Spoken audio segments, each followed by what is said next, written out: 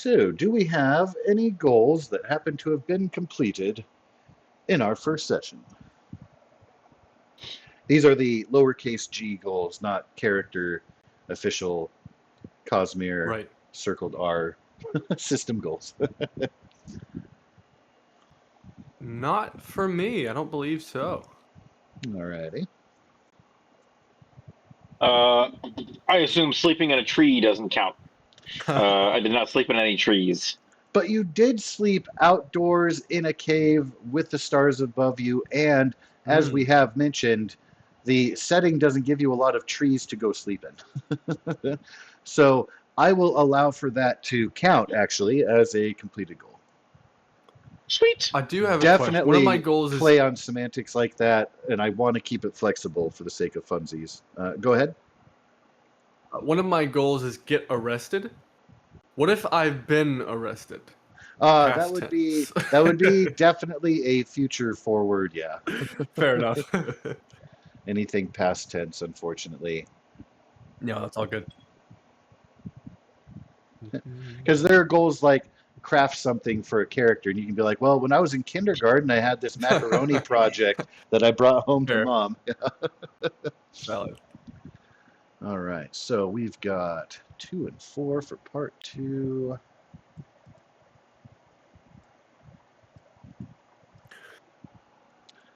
Do.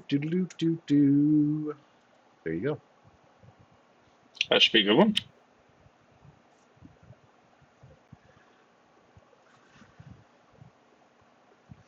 And That would be a again, fun one. flexible on that. You know, captivity is a gray area.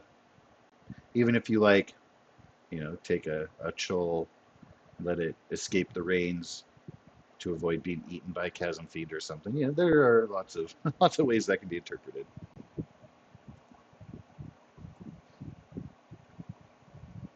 All right, so as far as diving in, getting into headspaces, oh, as a side note, I apologize, I didn't check. Has anybody had a chance to go over the background questions for a character that are on your character yes. sheets? I had not yet had an opportunity to look at that. I forgot to do my homework. My dog ate it, and I will do it next week. That's My bad. totally okay.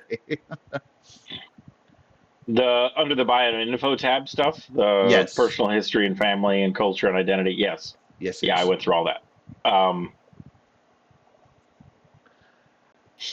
Now. Oh, but I guess no. You know what? I didn't, because I went through it on the Cosmere Nexus. I think I typed in a bunch of this stuff, but it's not showing up here.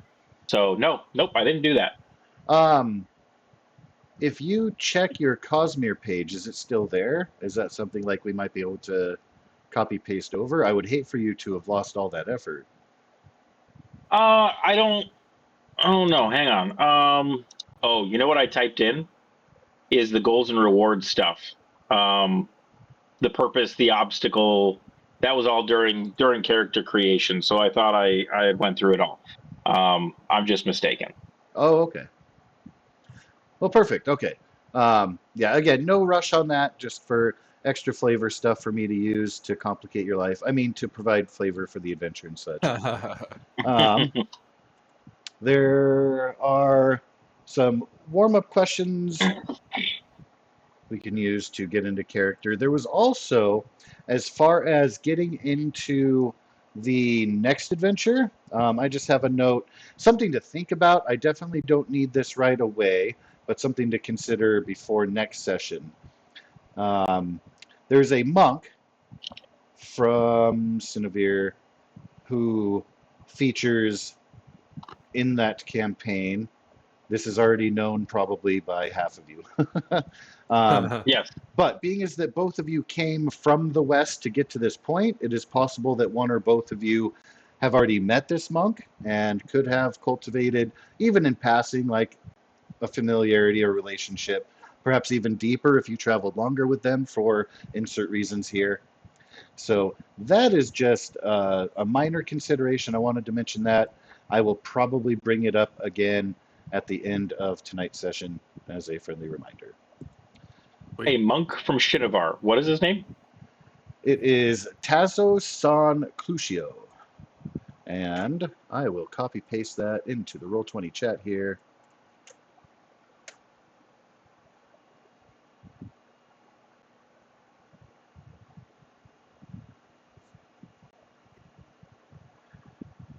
I don't recognize that name from the books. Do you? He's not named in the books. He's not in any of the books. Okay. I don't believe so. I don't think we get many Shin characters in general. True Yeah. that. Not too many. One very big one, but otherwise. Oh, of course, yes. Yeah. The one thing about the Cosmere thing is he always does a really good job fleshing out all of the different cultures. So I love the Shin yeah. culture and how like almost Japanese it is in many respects. Yeah, no, it's awesome. One of my favorite cultures in the books. Oh yeah. Plus chickens. Yep. Yeah, and that again, you're not obligated to have met him. It would be very convenient for me if one of you has at least a passing, like, "Oh, hey, Tazo, funny seeing you here." But again, Yeah, not I obligated. think because my character's from the West, it wouldn't be hard to make that work. I don't Right. think. Yeah. Because Taza would have had to travel through my area at some point. Right, and you yourself are a traveler, so Right. I think Very it would have been unlikely that he would have made it to the top of the mountains. probably not. It's not the easiest way to make his way around the Horn-Eater Peaks. Well, to go through rather than around, but you never know. Because you yourself have traveled a little bit to get here, so Yeah. not to spoil anything, but they are in proximity to your current location. Yes. But all right. And again, don't need to flesh that out yet, but something to let tickle the back of your mind. All right. So, if I could please have a volunteer roll a D100. Ooh. Let's see. Go for it. There we go. Yay, Did I get do to the see wrong those one? 3D dice. Oh, yeah. Okay, sweet. 32. Interesting. So, this question, and as far as answering it, you guys can just chime in. Usually, when there's a cadre of players, I'll go in order of their avatars in the bottom left. So, typically, I would start with Loon, but Kavesh, if you have a quick idea, feel free to jump in. What advice would your character give to a younger version of themselves?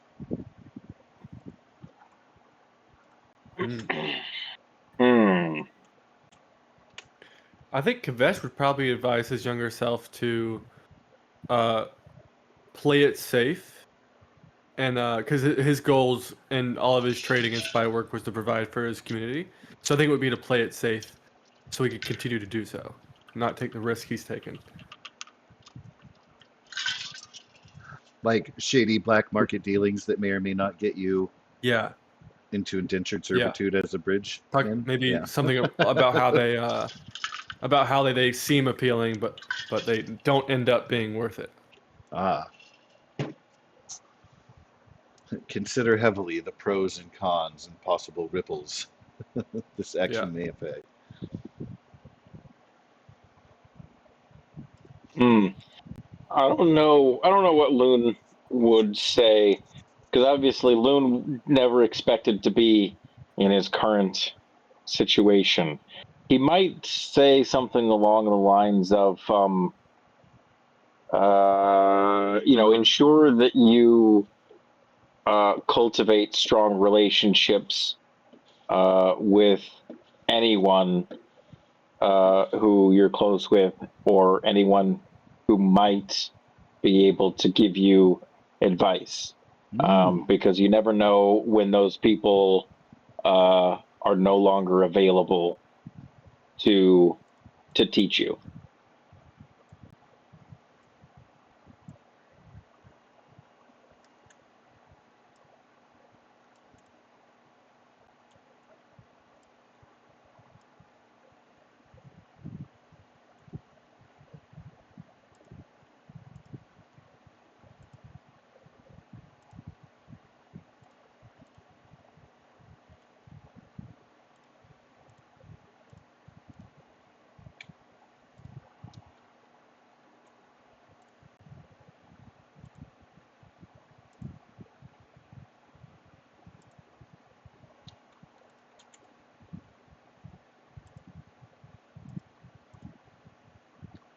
Whenever I consider that question, I always go to the times that my heart has been broken, or look into the stock market.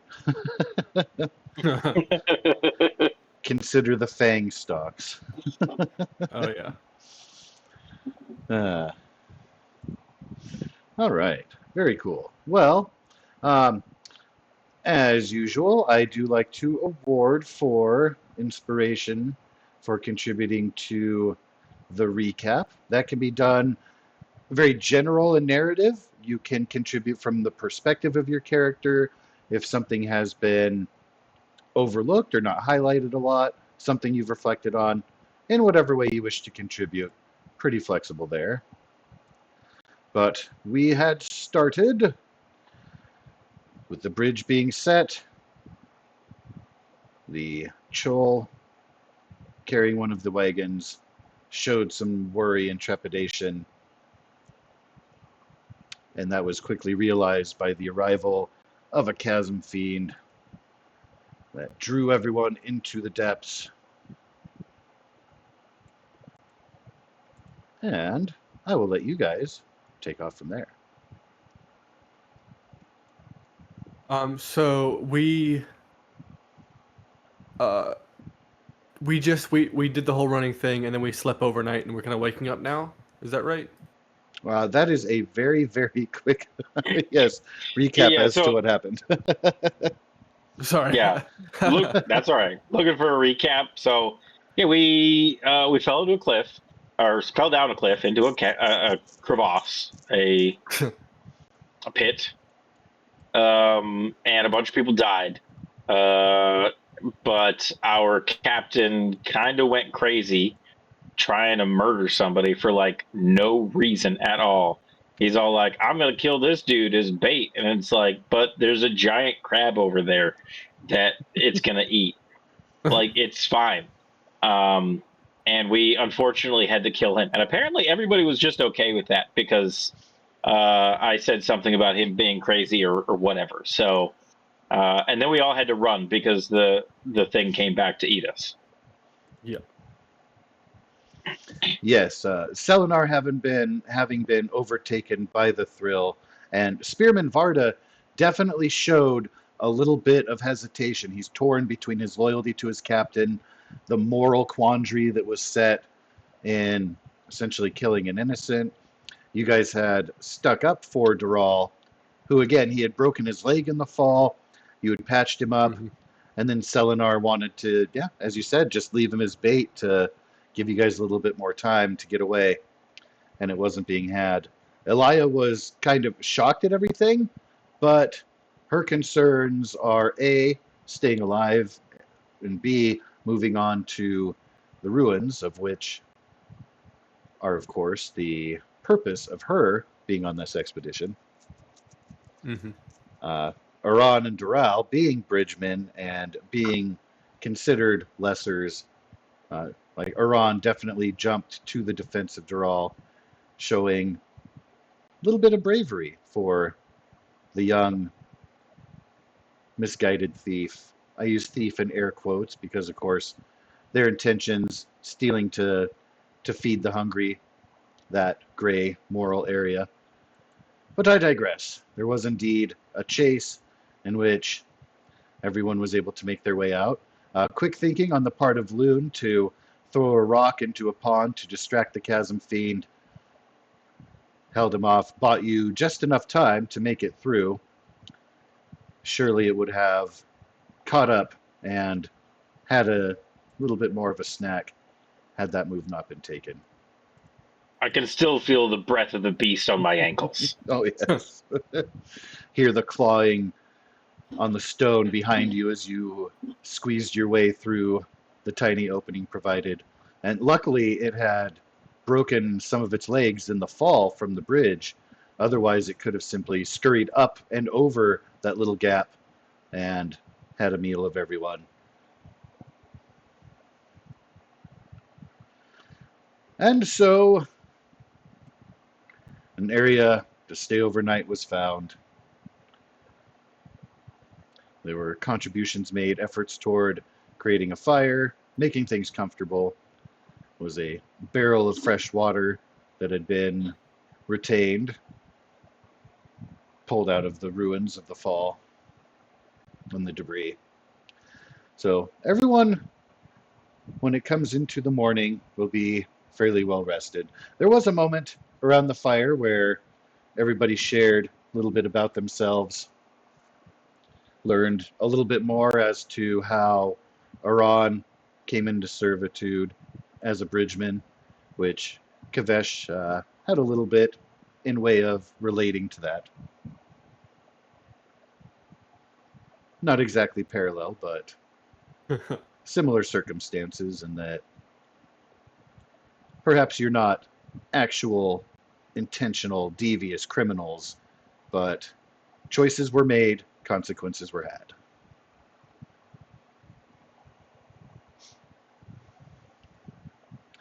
But in the drawing light of a new day, everyone shall awaken.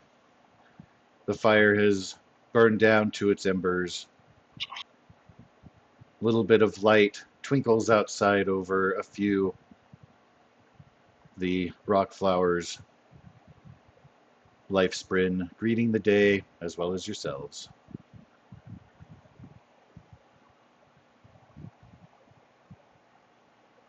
While everyone is gathering their things, preparing to venture forth, Elia, the scholar who is with you, opens up her map, and she does offer to let you guys see it as well. It's not any kind of secret she's trying to keep. You can see that it is hand-drawn, focuses on the plateaus that are closest to the expedition's destination, that of course being the ruins. She says, well, from our current position, the war camps are due west. We have to assume the chasm fiend is still blocking that path. She draws her finger kind of around the map. If we circle to the northeast, we can reach our dig site. Should be close by, perhaps roughly an hour away. But going there would do more than satisfy my curiosity. The scouts who found the ruins said they extended into the chasm. So if there's a way in, there might just be a way up.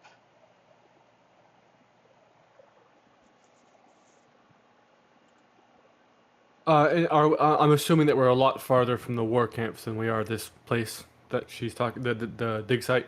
Yes. And Yeah, there's a reason to continue forward and not go back. Yeah. there are multiple reasons, yes. Well, one huge one, but alas, even without the ruins being there, like she's hoping that the ruins will shortcut and provide a way to the top levels and the surface of these chasms, as they are very steep, very difficult. You, as of yet, have not really found a clear way where everybody would be able to make their way up and out. Yeah. So, yeah, just Cool. getting out of here would be, of course, advantageous. So Well, here's she's hoping they she's have some implying like, bridges at the hey, dig site. yeah. So she's implying like, hey, it's not just self-serving. Like these ruins very possibly could lead us out of the chasms, giving us a way back toward the war camps. And again, they are a ways still west, so still a long way to travel, even if you found a way to scramble out right here, which is not an option. But, well, I mean, you can try. I don't want to ever say no. You are welcome to take on that mostly futile endeavor if you like. Unless Loon can throw the hell out of me, I think we're heading to the dig site. Yep. I'd hate to injure my back, you know.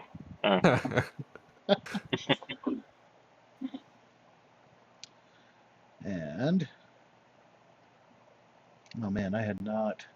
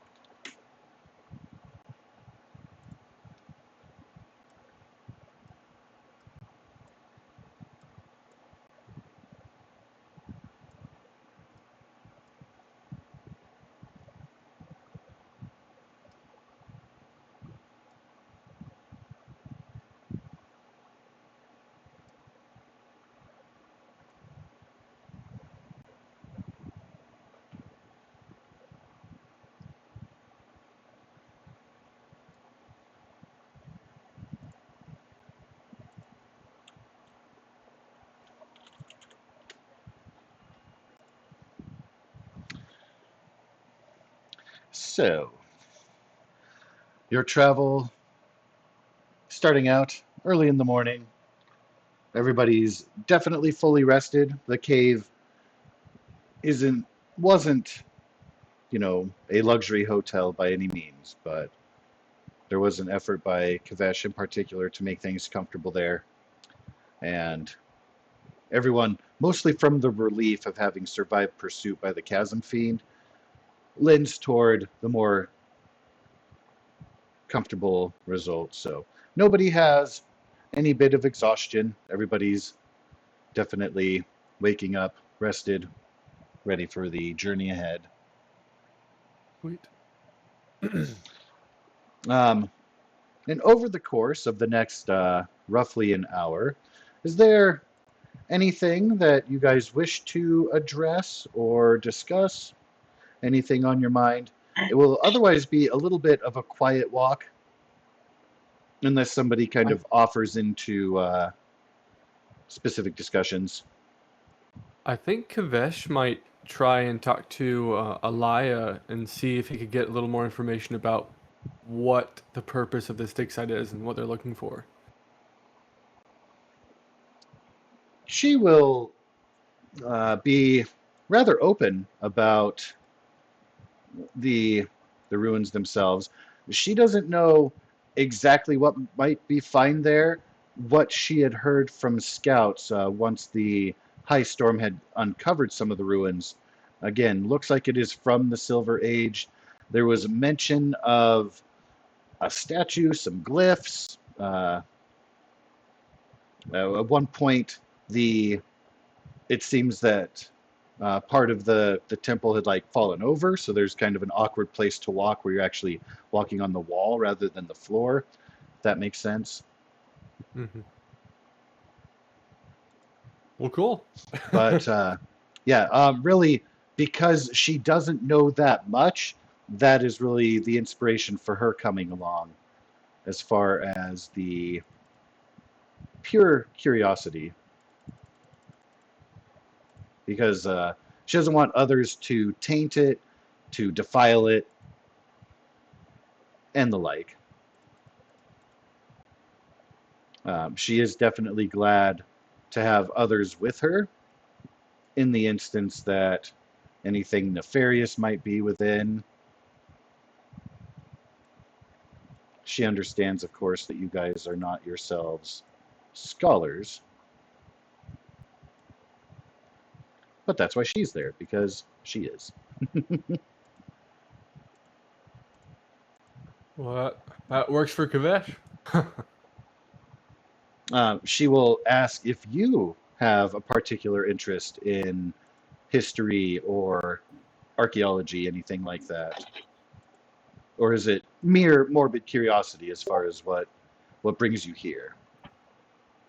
Well, the short answer is basically no desire of my own brings me here. Uh, I don't have much care for. I have a respect for histories, but I don't particularly care for it. I'd rather be home, but since Yeah, we're here, I'd like to know. of course.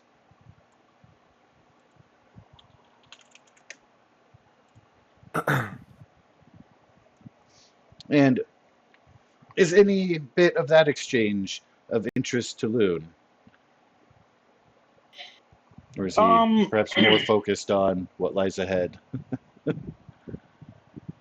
it may be a little bit of interest, but for different reasons. I think Loon is looking to connect with everybody on a more personal level. I suppose he's probably, asking about their story, or just sort of chit chatting with everybody, and kind of getting to know everybody a little bit. I think Loon is a bit of a social butterfly, and wants to know more about the people around him, and where they came from and stuff like that. So just sort of chit chatting along the road. Okay.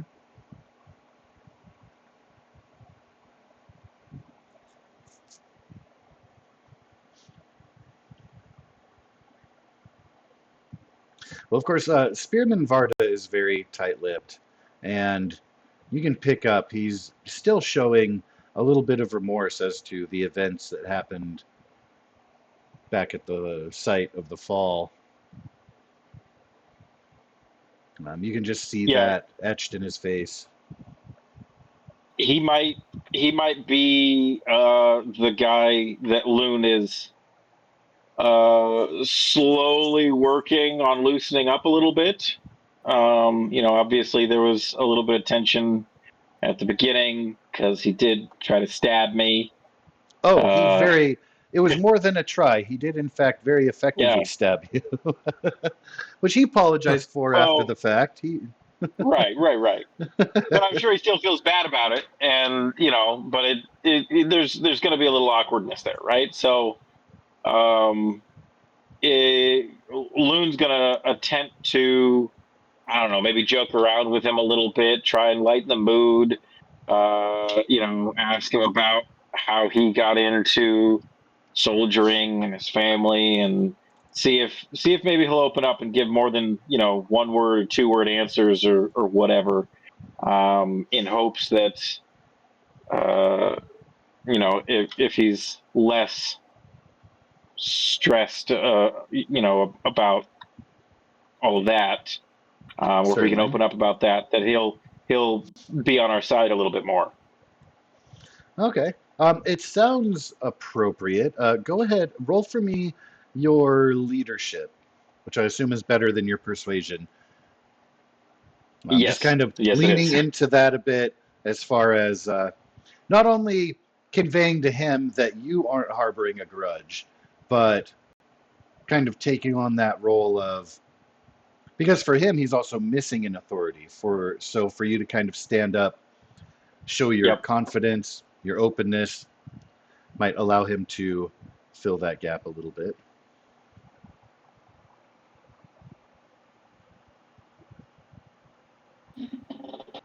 Mediocre. Well, he is still very reluctant to open up more about his own past because the events of him stabbing you are more recent and you're directly in front of him. He is able to overcome his own trepidation a little bit by addressing it. Again, apologizing profusely. He acknowledges that his captain was caught up in the thrill, and just kind of, he definitely says, "Hey, I caught up between my loyalties, and I'm sorry that I didn't act sooner to protect an innocent. That should have been my true purpose there." And while Dural and Oran are behind you guys, he casts some glances back because he genuinely feels bad. He expresses to you, "I don't know how to convey to the bridgemen that I didn't want to put him down as bait. That's not something, I wasn't raised that way." And he trails off a little bit. Again, a little bit of shame, him dealing with these emotions and moral quandaries. I think Loon is he's not much of a therapist, but he'll sort of give him a bit of a shove and just be like, "Come on, we're all doing the best we can out here, right? These are tough times, but tough times make strong men, and everything's gonna end up working out. And if it doesn't, you'll be dead, so it won't matter, He definitely takes a liking to that. He gives you a nod with a smirk, expresses his thanks and in understanding his situation and the encouragement.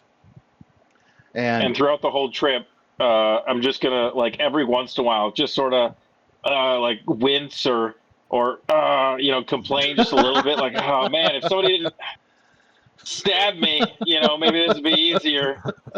Just to dig it in just a little bit more the whole time. So at first he takes it seriously, and again, like, tries to apologize, and then he catches the expression on your face that you're just kind of poking him, no pun intended. And so by the end, he's walking a little bit straighter. You can see that his mood is improving, and each time you kind of do that, he's starting to get a little bit better with it. Kind of like an inside joke amongst old friends, starting to take it in stride.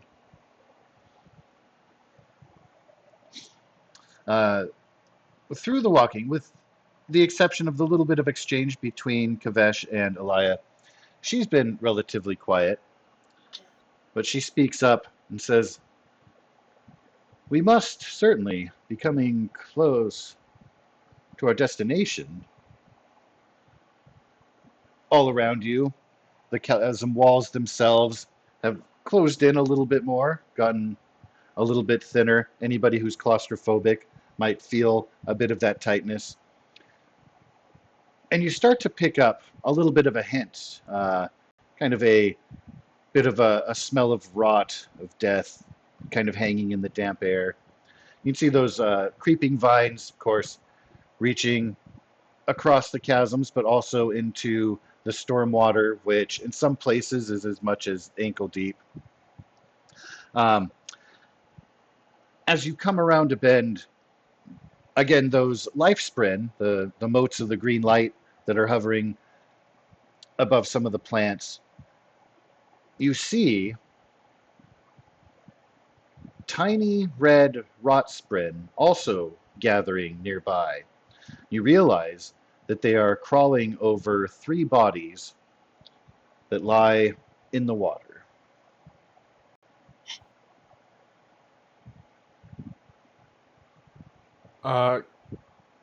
Kavesh is gonna keep on moseying that way and try and figure out what the deal is. Yeah, is a very interesting thing now. So we got to go see. Do we know these people? Are they wearing any particular uniform? Or are they even Indeed. human? So there are 3 decomposing bodies that are found a little bit kind of spread apart. They're not like, it doesn't look like they were directly engaged with each other, at least not here. You can see there is a soldier's corpse in a rotting blue uniform. His breastplate has started to rust over already. You see nearby a bridgeman face down in the water, his leather vest completely ruined. And you see, very uniquely, red bones and pieces of carapace plates amongst the body of a long dead Parshendi warrior. How much might the 2 of you be before the input of the rest of your party here? How much will you personally be familiar with the Parshendi? I think that Kavesh is aware of the Parshmen and has heard of Parshendi, but has never personally seen one. Has Kavesh not gone on a full bridge run then? Oh, hey, You don't think you're so? right. Just kidding. I've seen them from a distance, and they're scary as hell. They can jump over chasms. You're totally right. He may or may not have. This could have been your very first bridge expedition, so you're welcome to fill that in. Now, any time spent with the Alethi would have offered time to hear a little bit about them, the frequent clashes they have on the Shattered Plains. It wouldn't be as well known the further you get away from Althar. But Right. whispers happen, and of course, everyone has their own way of telling stories, creating boogeymen, if you will. You may not know, as far as like the listeners as a nickname or a practice, the singers, the distinction between Right.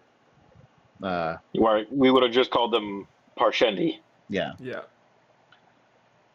Even like their similarities to those who are in their slave form, if you will, and which is definitely more common than those who are seemingly more sentient, more active, more defensive, if you Right. will. And again, slave form doesn't have the strong carapace.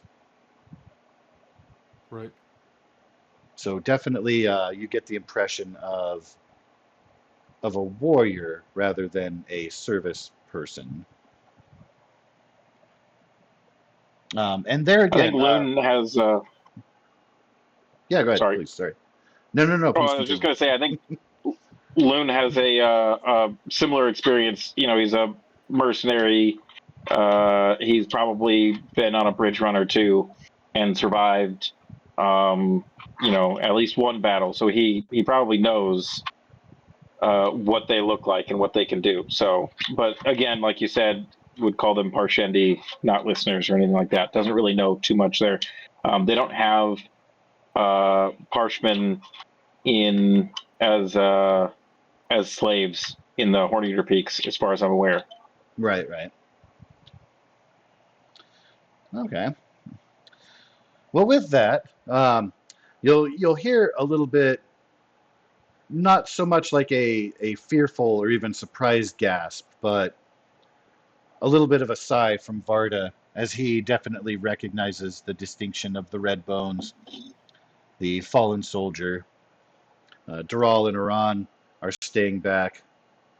Elia is curious, but appears reluctant to approach the bodies themselves, kind of creeping around the perimeter where the rot spren are glowing and hovering.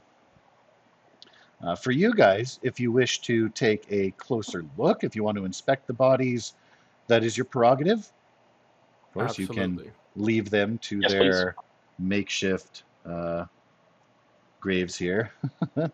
Yeah, Kavesh wants to see maybe if you can tell how they died, like if it's actual like blade wound or if it was just the elements, and if they have anything valuable on them still.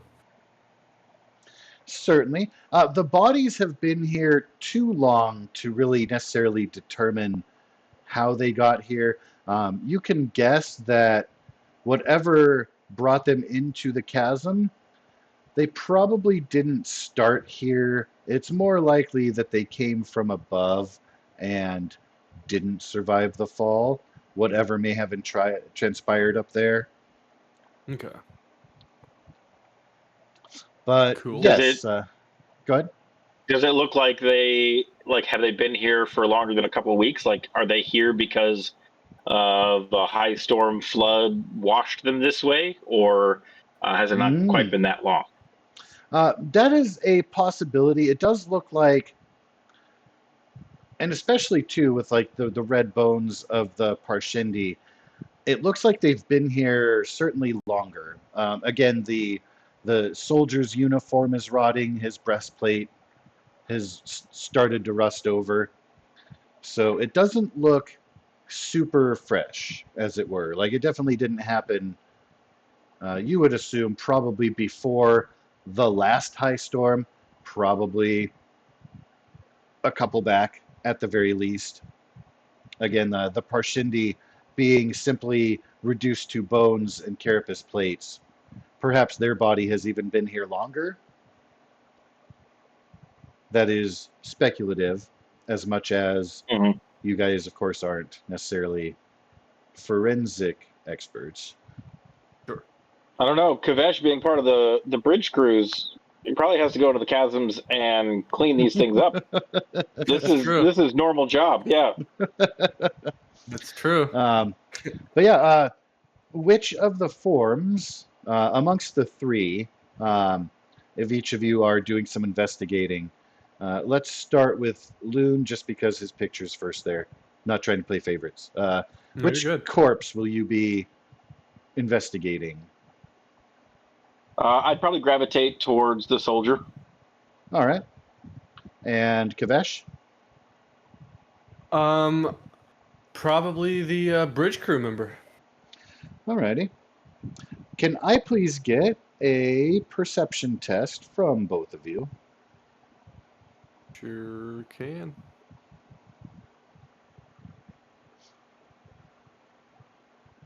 Oof.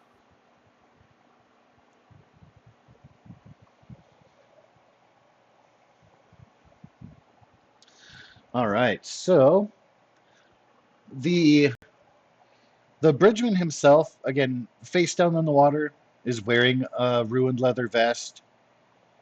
You don't really see anything that stands out about him in a cursory glance. You are welcome to essentially like tip him over, go through pockets and the like if you want to scour further.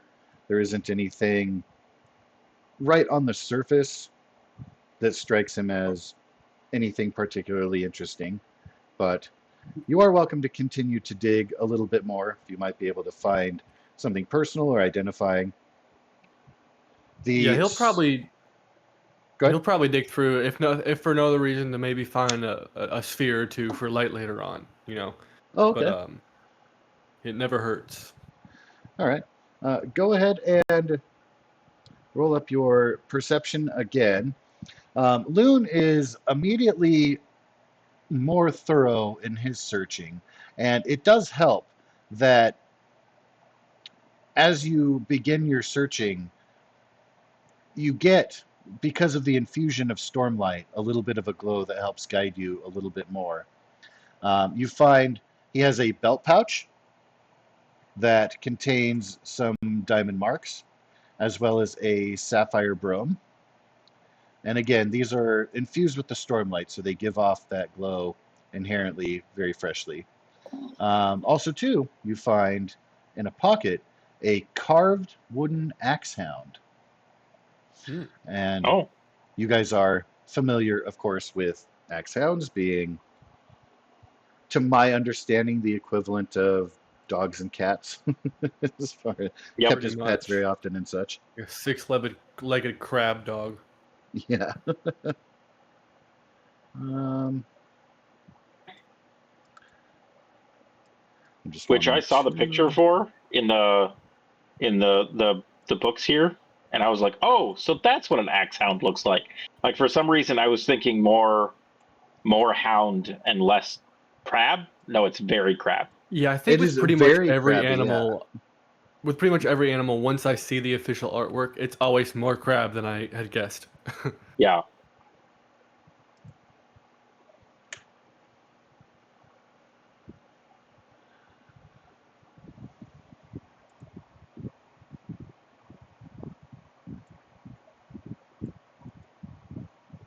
All right. Um, Unfortunately, there is nothing particularly personally identifying on the corpse of the bridgeman, but you do feel a strange lump inside the front of the vest. And in digging in there, why did it capitalize? Oh, it didn't. Okay. There is a very fine knife, Ooh. perhaps pretty fancy for a bridgeman. Oh, well, Kavesh likes knives. You've got another. Sweet. Do either of you have a measure of proficiency with crafting? No. Mm, Well, yes. Wait. I I have a should. plus three. Oh, I don't have proficiency. I have +3 on it. Um. Yeah. No. I built the character as a craftsman, so you'd think that he would have a crafting ability, but I built him with the Indeed. intention of making him a leader, Right. and so he does not actually have any crafting ability. Okay. He's But got a +1. in his defense, he grew up under a blacksmith specifically, if I'm not mistaken. Yes, yes. Okay. Um, I'm wondering if, let me take a look here. Perhaps something might apply better than. Yeah, all right, if that doesn't want to load, that's awesome. Oh, Roll20 is doing the thing where it's being stupid. Oh my gosh. I'm Um, also hosed up on my character sheet. I'm not sure if it's related. Yeah, no, that's exactly what I'm referring to when I attempt to look at the character sheet. It Yeah. doesn't load the demiplane thing. Let me see if refreshing the page might help. I hope I don't have to restart the whole browser. That usually is what I have to do to correct that. That is one of the annoyances of the demiplane link to Roll20. I don't know if they've worked out all the kinks. Yeah. Give it a moment here to load up. In terms of that knife, you said I found that on the soldier. No, the knife was found by Kavesh on the Bridgeman. Oh, good. I was going to say if I found it on a soldier, I'd probably find somebody else to give it to. No. So, All right. Yeah, I'm getting just loaded in demiplane then. Oh, do take forever, please. If we're both experiencing like an internet lag, it might be coincidence that we're both under that umbrella. Okay, Yeah. that's My not what I expected or wanted of that. Oh, hey, here we go. It eventually started loading. Patience, grasshopper. Okay, so, and wanted to look.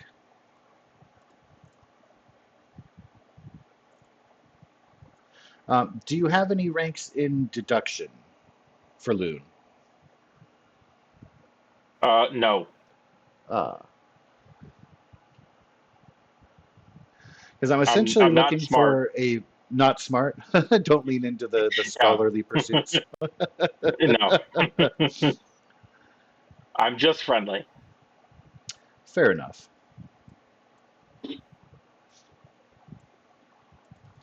Not that you can't use skills untrained, of course, but Right. I wanted to look at, and again, it's being stupidly slow, but I did want to have a look. If your character sheet, do you have any ranks in a skill that leans toward the scholarly or discernment, investigation, things like that, besides just basic perception? And if not, I mean, I can use perception as a holdup. I was just looking for an opportunity to use a different skill in parallel. Um, I have no, not really. I've got a +2 in perception. I've got a +2 in insight, +3 in deception. Okay. Um, but those are all under the spiritual Yeah. area. Under cognitive, I'm a +1 or a +2. My +2s are discipline and intimidation. Okay. Let me go ahead then and have you roll your insight. I will roll insight.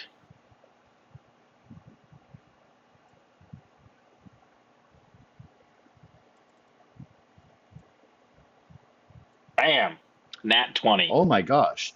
So, very nice. and this stems again from your blacksmithing background. In looking at those plates, well, the brones are a little bit fragile. Those carapace plates are still pretty strong. They could be Hmm. used to fashion something along the lines of a shield, perhaps improvise a breastplate with a little bit of effort in crafting. Again, if you don't have those skills in crafting, it might be out of your hands, but they could still be valuable to someone. And you have enough know-how, like the shield would definitely be easy, would not be particularly difficult. Fastening the breastplate, definitely more so. But your eye just Um, catches those as being in good shape as far as a raw material to build off of. And your mind is thinking yes, I defensively will. after being chased by the chasm fiend and the like. Right. Um, I will at least collect them to bring them if possible. Okay, I can carry them with me. Yes. certainly, yeah.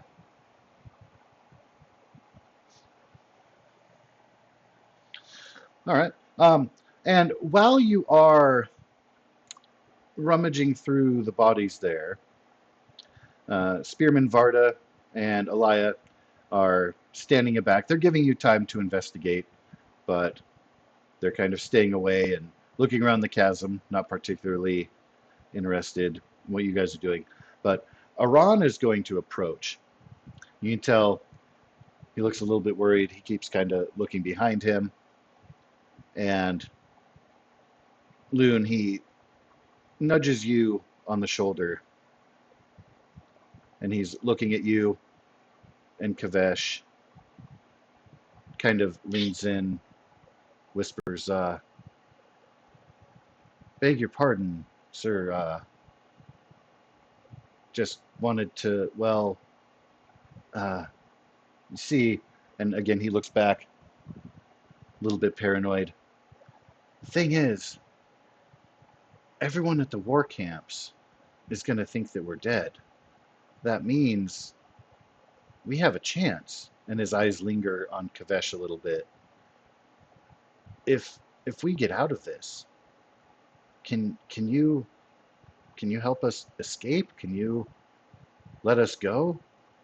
And he kind of gestures to include Kavesh in that as a fellow bridgeman. I understand it's maybe inappropriate, but you're an outsider. You're not one of them, and you've shown a lot of empathy toward us. I just thought maybe, and he kind of trails off, looking a little bit downcast. Yeah, he's essentially asking you, like, hey, can you kind of look the other way and let us escape our servitude as bridgemen here once we make it out? Well, firstly, you don't need to call me sir. I'm not your commanding officer. I'm just a guy who. Sorry, sir. I'm just a guy who signed in. Don't worry about it. No, stop. It's fine. It's fine. Secondly, who am I to say what you're going to do after this? I am not your captor. I am not your judge. It's not my place to force you to go back to servitude or enslavement. So I certainly would not begrudge you if you, I don't know, happen to disappear for some reason. But it is, I'm afraid, probably not me that you've got to worry about. Unfortunately, Spearman Varda probably has more to say about it than I do. But I don't know. I might be able to work him down a little bit, and we might come to an understanding. Just speak up a little bit, talk, let him get to know you as a person, and you might find that things tend to go well for you. Oh, I don't know about trying to befriend one of his station, but yes, it is certainly a thought. I appreciate your consideration. And his eyes There are linger no on stations Kavesh when a you're little dead. bit. What do you think? Certainly, I think you might want to escape these chains. He's looking at Kavesh when he says that. Do we have any idea as to whether Alaya or Varda are higher rank than the other? You would guess that Alaya kind of inherently has a higher rank. It really depends on the situation because Spearman Varda is a soldier. So if it was a battlefield, she would be asked politely or perhaps not to keep her nose out of it. But she has the bearing of a high-ranking nobleman, and definitely, while the captain took upon himself to be an authority at the bridge collapse, she very immediately, when he was put down, took that role. She didn't ask, she didn't confer with anybody. She just stepped up and was like, well, here's what we're going to do now because I am the ranking person here. So you would get a sense her nobility kind of has rank over the foot soldier, as it were. Okay. Is Varda a light eyes or a dark eyes? I assume a dark eyes. He's actually a little bit light, I believe. A light eyes. I can actually find out. Please, sorry, let me bear with. Oh, his Okay. eyes are a darker shade of green. Okay, so She he's has she has bright violet eyes. sweet. Definitely a lighter tone. Well, I think Kavesh would try and turn his head towards Alaya, and say, She is a little bit brightness. out of earshot. Oh, okay. Okay. Yeah. So who is within earshot? Is it just the four of us without Varda and Alaya? The three of you. Doral is also in the proximity of Varda and Alaya. Gotcha. Okay. Yeah, it was just Iran kind of snuck over while you guys were investigating the bodies, kind of taking the chance, like, oh, well, they're not listening, and kind of propose Understood. this Okay. this awkward thing. I think that Kavesh would kind of respond to Iran and say, I think you're barking up the wrong tree. I think that the best way we should try to go is to see if we can be given permission to leave, rather than try and escape and risk our lives. And even if we do escape, we'd be on the run, and that's not how I'd prefer to live. He was So I think that if we were to, I think if we were to try to appeal to Alaya, and maybe over time Varda, that might be a better option.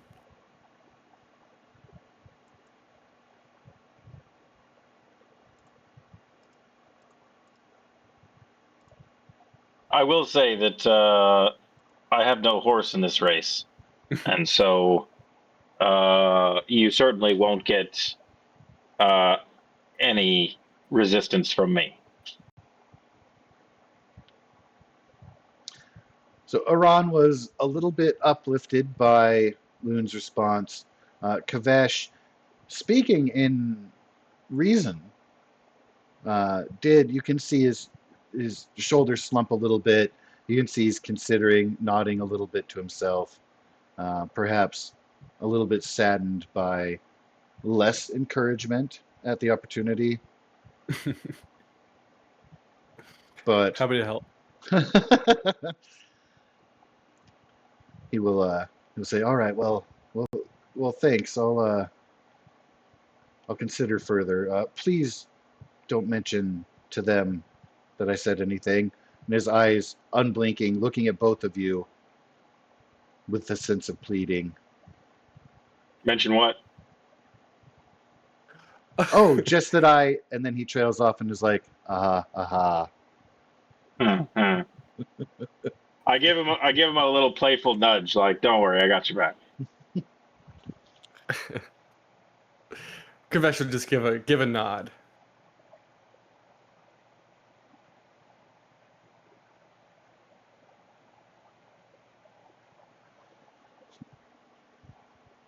You hear Elias speak up.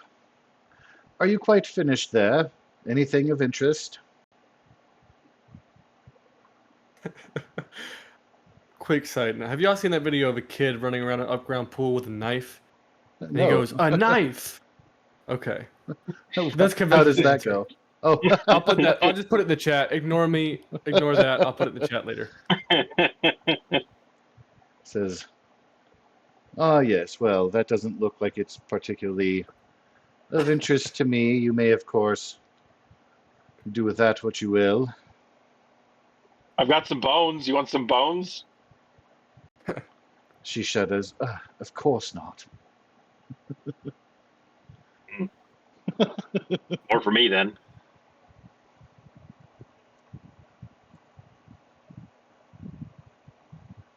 Let me see what you have.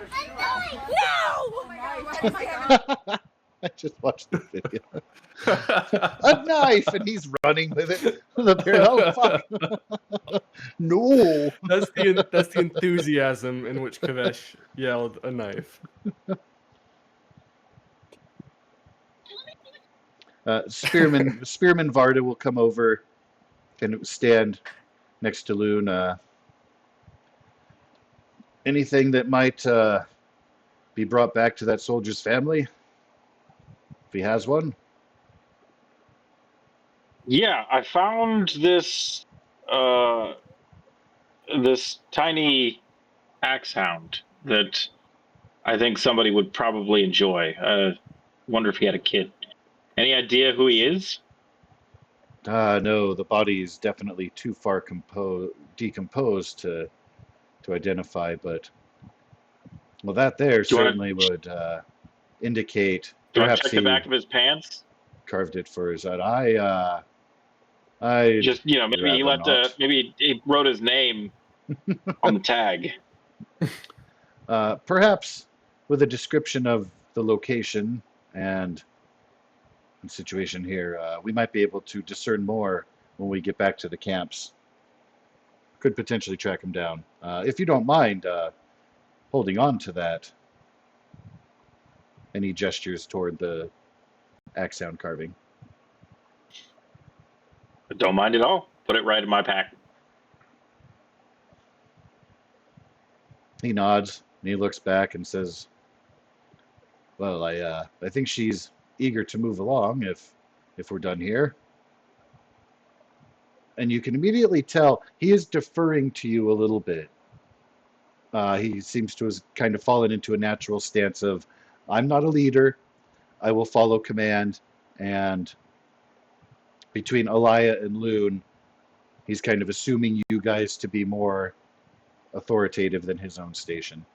And again, you've seen that he's been a little bit wary about impulse and such already. So his comfort zone is not in the leadership role, as it were, but he is kind of encouraging, like, "Hey, well, should we linger here or can we carry on?"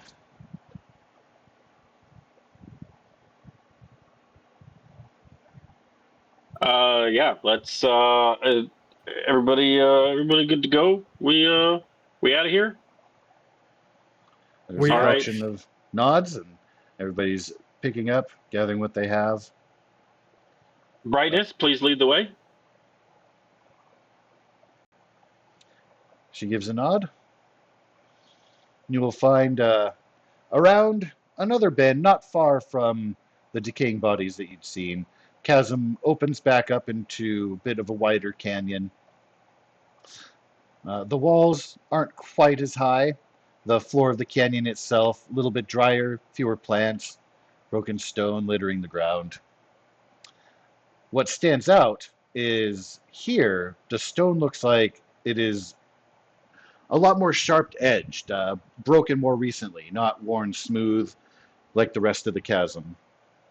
You can see, after taking that in, you hear a gasp from Alaya, and she points up.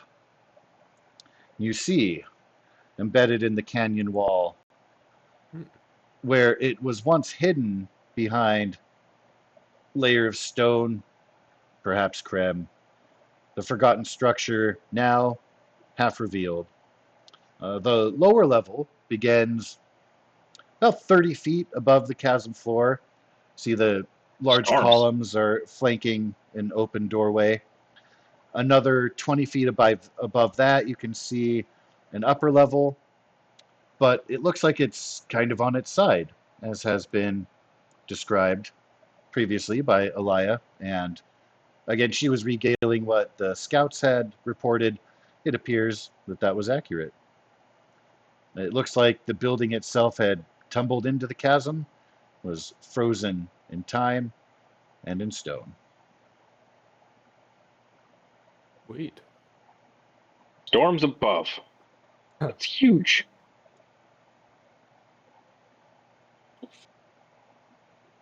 I mean, The broken stone that kind of leads up to those columns in the door frame, a bit of an easier climb, almost kind of forms. It's not a perfect pathway, but definitely an easier way up. You can see you guys represented there as little tiny people forms, and the way that it leads up there.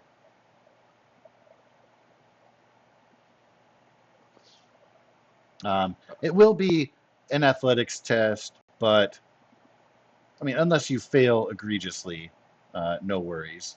Just a couple places where you have to step up a little bit higher. Mind that in some places the rock is a little bit less stable from the collapse. Well, Kavesh is ready to get on moving as long as Elia is. Oh, she's I very might have tripped. eager. She is looking wide-eyed. She can't hide she's got kind of like an open mouth, half smile, like, aha, the destination.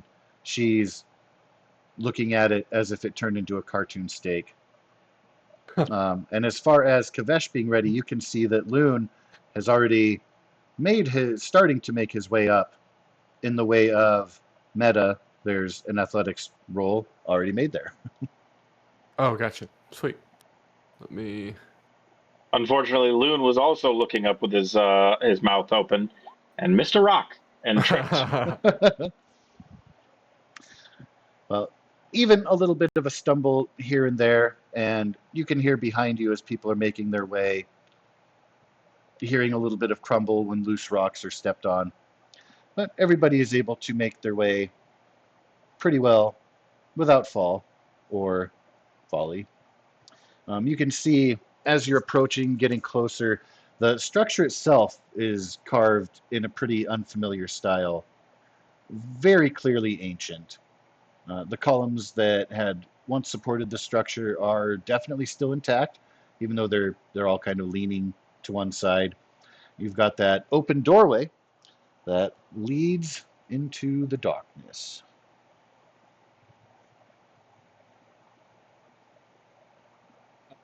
I mean, Kavesh is on the move forward mode.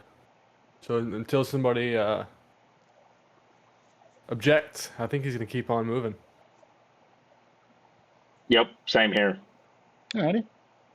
I Now, might go ahead. I might get to the if I get to the entrance, I might have everybody slow up just so we can sort of listen inside for a bit. But other than that, if we don't hear anything, we're going in.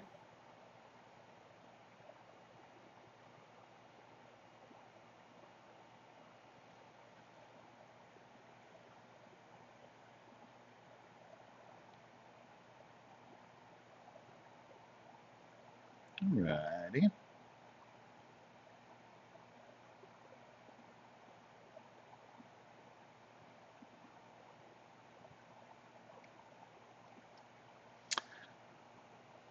Well, your primary concern, of course, is going to be you realize once you venture deeper in, you can see that the interior is engulfed in darkness. So, light, vision, definitely a concern. You do have, by way of this system kind of built in, there is a senses range where even in darkness you have a little bit of a proximity where you're not completely useless, but certainly something that gives off light, whether you want to fashion a torch or utilizing a handful of spheres, etc.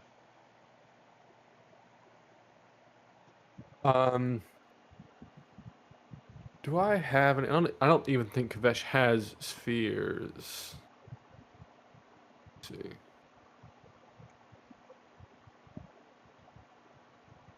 There were some that were taken and found in the rubble. Um, I believe that Loon may have been unique in having acquired all of that which glows inherently. You do have the brome.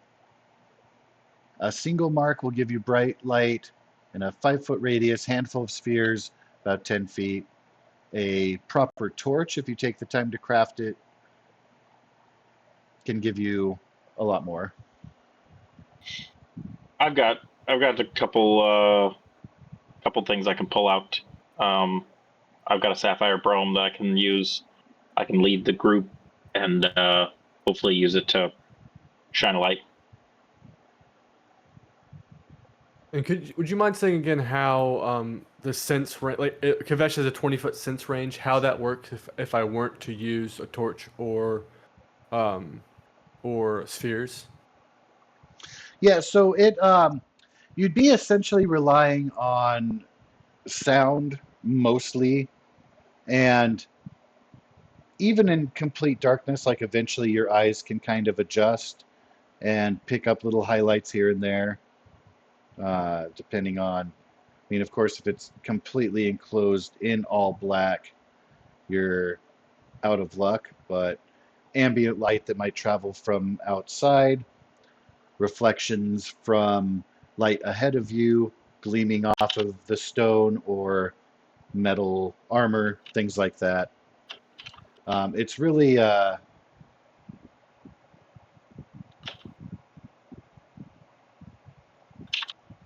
Okay.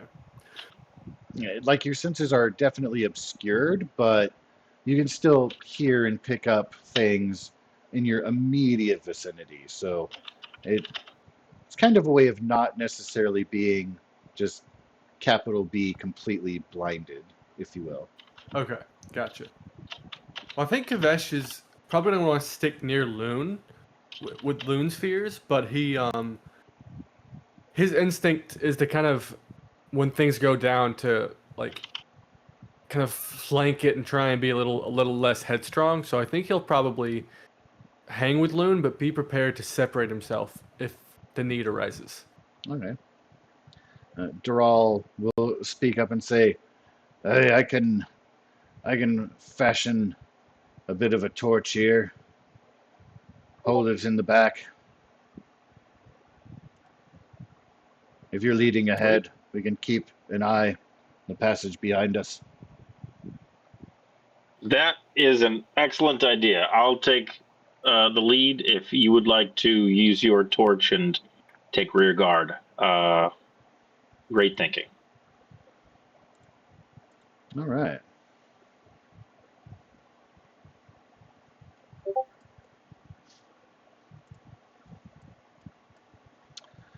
Well, let's slide over here. So you can see once you've been able to adjust, you're coming into the ruins, starting to get used to the change, perception, everything, get a little more comfortable with that. You'll be able to see that rubble litters the area and dust covering every surface. The floor itself is uneven, listing a little bit to one side. The walls, as you move about, you will see are decorated with pretty elegant carvings. You can also see here and there a brightly colored Kremling crawl out of the cracks in the walls, then skitter away. They are definitely making themselves visibly known as you're making your way into the ruins there. Wait. But you are free to move and act. You will find yourselves the far bottom right. Yep. I'm going to creep slowly and hopefully quietly, though quietly is not my area of expertise. Creeping.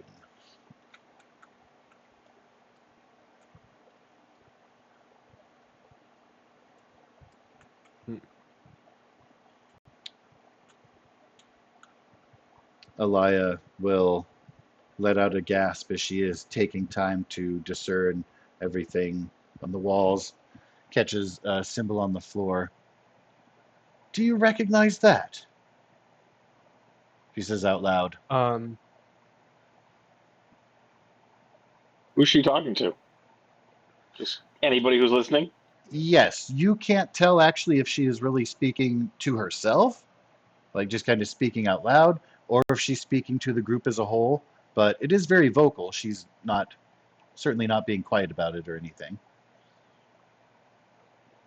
is there a check that we could do to see if we know it, or we probably just don't know it? Or It is recognize it, I possible.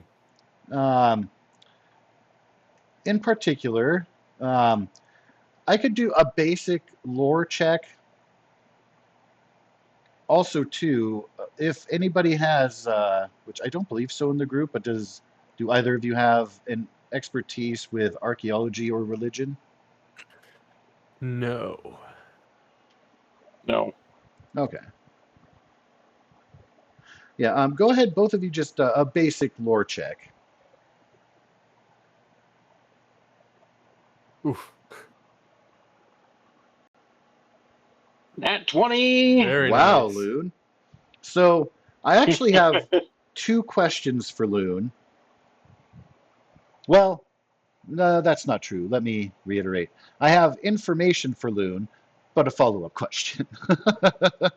Okay. I'll let you know in advance. My follow-up question is going to have to do with where you encountered the information that you're going to receive. So I'll let you kind of ponder on that a little bit. You definitely pick up in the way of the carvings, the symbology, and the arrangement. It is definitely carries the semblance, which is very common, of a shrine or a holy place. Definitely a place of reverence, appreciation. Dad, why are you using my phone? Whatever that was. Sorry, that was my daughter. Hold on. Oh, okay. I just heard like a weird voice. I thought it was, yeah, something carrying over. Adorable. Sorry, she came in to say goodnight, and she was like, "Dad, why are you using my bowl?" Oh, cute. Why are you using her bowl? Shame on you. Well, because I was eating her animal crackers, obviously. That is a horrific crime. You should be ashamed of yourself. Oh, that's very cute. So what you are looking at, it definitely dates back beyond to the cataclysmic era known as the Desolations. Sweet. There is an inlaid symbol on the floor. Those of you who are familiar with the Vorin Church will recognize the double eye, the Almighty. I again don't know. I don't believe you guys have an expertise in history or religion, but you definitely would be able to recognize. Well, I don't. I shouldn't say definitely. Should be able to recognize prominent Vorin symbology. Sure, yeah. Yeah.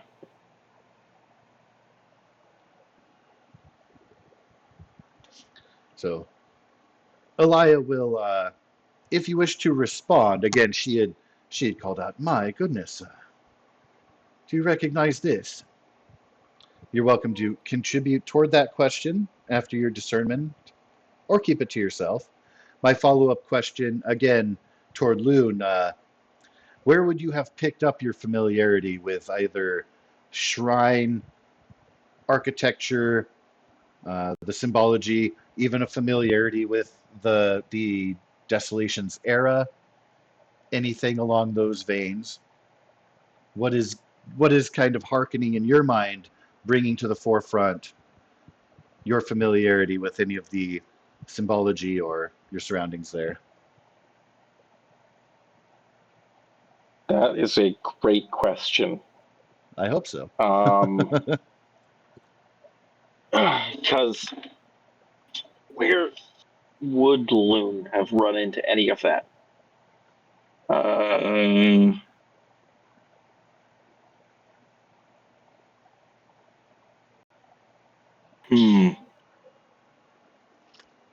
I wonder if perhaps there were some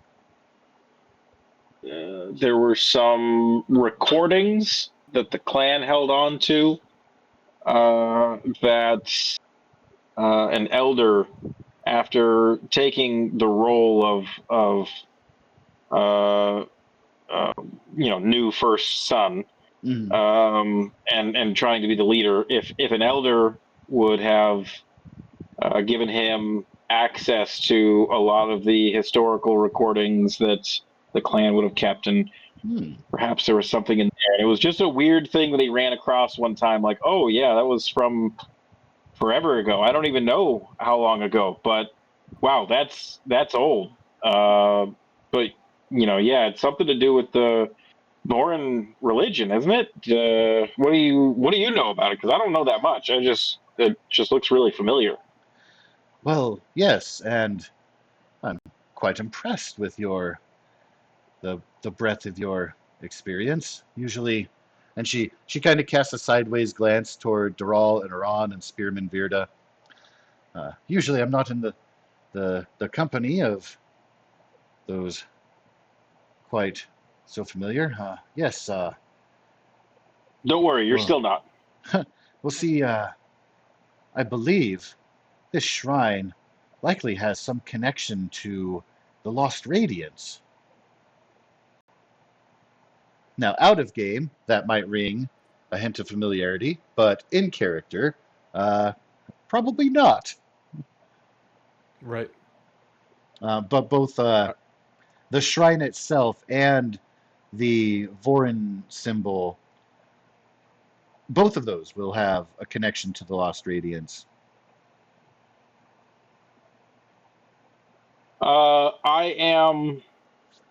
I'm trying to remember the lore on this, or like the canon from the books.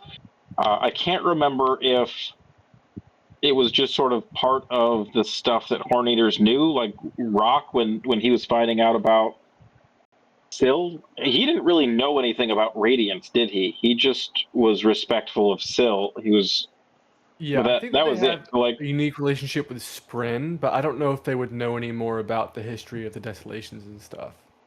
yeah, I don't think so either. So, yeah, maybe it was just something I ran across in a book sometime, or on a scroll in some library that we had kept, but I don't know too much about it. They didn't, I didn't read everything. There's a lot of information.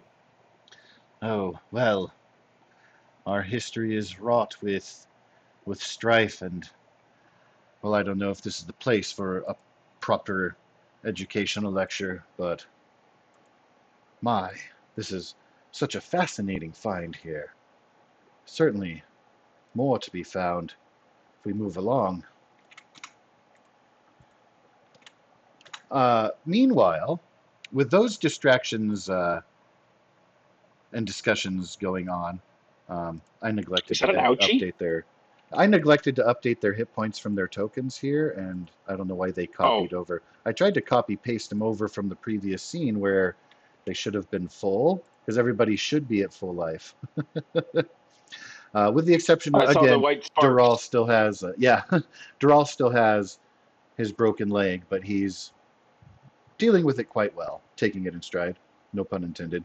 The white sparks you see, that happens because whoever created the API in Roll20, it used to be red to indicate blood when you got hit. So then I would do like, that did 4 damage to you, and I would do like -4 on the token, and the token ring color would change slightly in a variation from green to red, being almost dead, but it would also do a little blood spurt. The white spurt is supposed to be healing or something of that such, but because the new jump gate feature changed the elements and I guess the tags associated with effects, it changed the blood to being white. We're just going to call that sweat so as to not be confused with anything inappropriate or overexcitement or anything. And I guess it makes it a little more PG for it to be sweat than blood. But yeah, it's supposed to indicate like, I got hit, spurt of blood, and little things. Yeah. I'm hoping that the creator of that API maybe comes back and readjusts that. I'm not a programmer, so I don't know what that would entail. But the rings themselves do work as far as changing color. Like you can see Iran here. Let's see if I go to 8, you can see it's starting to turn yellow. If I go to 4, it goes orange. If I go to 1, it goes to red. So that's nifty and helpful. And that's across all the game tables. I try to utilize that as a visual indicator of roughly how messed up do they look. I digress. I would like, please, for Kavesh to give me a deduction test. Okay. And just to double check, you guys don't have an expertise in biology? Nope. All right. Nope, I have an expertise in hammer. Nice. I like that. Um, so you are able to tell, while they're discussing, talking about ancient history and things, you pick up a little bit ahead, starting kind of at the bottom and going up the stairs. Those are rather fresh looking. Those barnacle-like growths are Kremling nests. Ooh. And as you make your way up the stairs, it's going to be difficult not to stir them. You can keep that to yourself if you want to watch what happens and just go with it. But you do know you could stir up a Kremling swarm. You did see, again, you've seen a couple here and there kind of scuttering through cracks in the walls and such. But to actually target a nest and disturb a nest could create an aggressive response. Okay, and those are the barnacle things north of us, correct? Yes. Yeah, you'll see Okay. those depicted on the map there artistically. The things that kind of look like broken pots. Yes. Yeah. I think Kavesh should definitely let the whole crew know. Say, hey, there's a bunch of Kremling nests, so watch your step. But Kavesh is on the dexterous side, so I think he'd probably try and move past them. Elia is going to shudder and say, "Oh, let's avoid the creatures if we can." And she steps back. She kind of waves her arms for Varda and Aran to move forward. And she's standing next to Doral, who is holding that torch in the back. And she's definitely more comfortable further away from them. Even recognizing, like, everybody's going to have to make it through them to proceed, she's hoping to be able to watch you guys go first and pick a path, as it were. You guys are welcome to go just tromp up the stairs and see how you do avoiding. But you can discuss if there's a way you might be able to collectively avoid stirring. I think Loon might take the opposite approach and say, if we work together, some Kremlings, likely aren't very difficult to deal with. If we have a plan and we work as a team, we might be able to stir these up, take them out, and then everybody can pass safely then after that. What do you guys think? Do you want to risk it? You see immediately Spearman Varda shows a little bit of hesitation, and then you see them stand stiffer, inspired by, of course, your leadership and the grace that you've showed him earlier.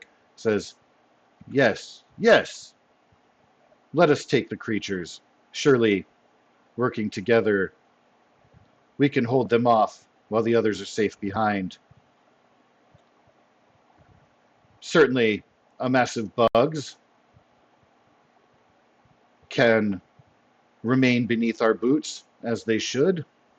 You can see him a little bit inspired. This is the first time you've seen him take initiative and actually step forward and be like, "Hurrah!" And Loon, I don't know if you would take a measure of pride from that. You would know that it is likely stemming from your efforts to get him out of his shell, pun not intended, that he's just showing a little bit more. Aran is looking a little bit kind of confused in the middle. He's not armed at the moment. You do know that he showed some bravery in an intense moment where it was a bit of a fight or flight situation, but he is leaning more toward the back than he is toward the front. Says, "Yes, if you guys can clear the way, that would be most excellent." Elia doesn't say anything, but you can see she's eagerly nodding. Sorry, my wife and such my dogs are freaking out. Give me just a second of them. Yeah, go ahead. If you guys would like, we could take a bio break here. Yeah, I wouldn't mind. Thanks, guys. All right, yeah. Let's reconvene here shortly, about 10 minutes, give or take. Back soon. All right, cool.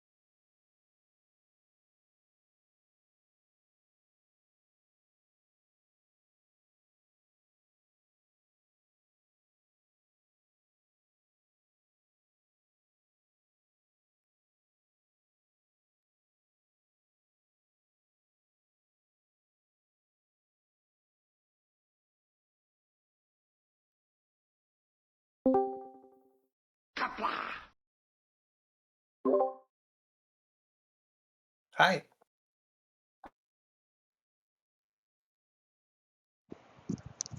Sorry, my mic wasn't activated. Hello, welcome. So the, We're actually right now in a bit of a bio break, so bear with, as might be a moment as we wait for the others to return. that's But fine.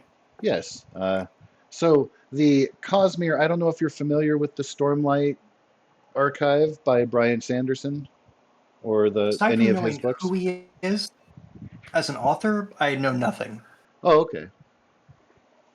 So Well, I know that he wrote them, and I know he yeah. writes stuff. Beyond Okay. that, I'm done. Yeah, so that was my extent of familiarity when I first had started. I've gone out of my way to learn about the lore, which actually my approach to learning the lore, of course, is getting the full backstory and the cosmology and everything. So I've learned a lot that becomes spoilers later on in the book series. So my approach is definitely not from the reader's angle.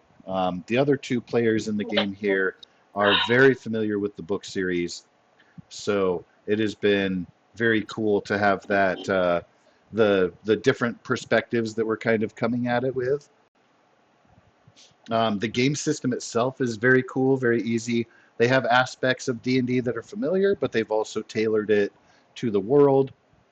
I think it's pretty quick to get the hang of it. There's some unique aspects to it that I really like. I believe that they are about to purposefully instigate a combat, so you'll be able to hear a little bit of that going on. Yeah, it's fun. It's a really, really cool, unique world. Uh, a lot of depth to the history, a lot of different cultures, very unique flora and fauna.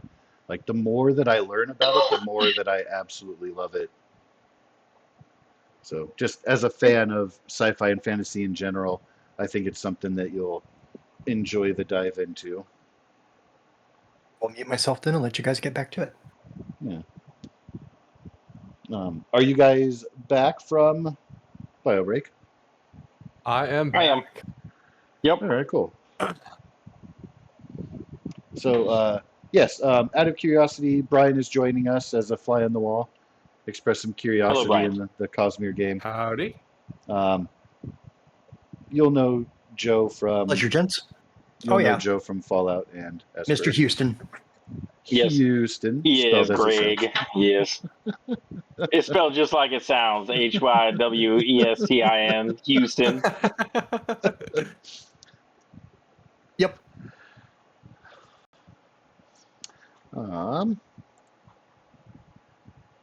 In your absence, I went ahead and grabbed some art to throw on the page there. You'll see if you scroll the map to the right, just a zoomed in picture of the stairwell itself, little cremlings poking out there.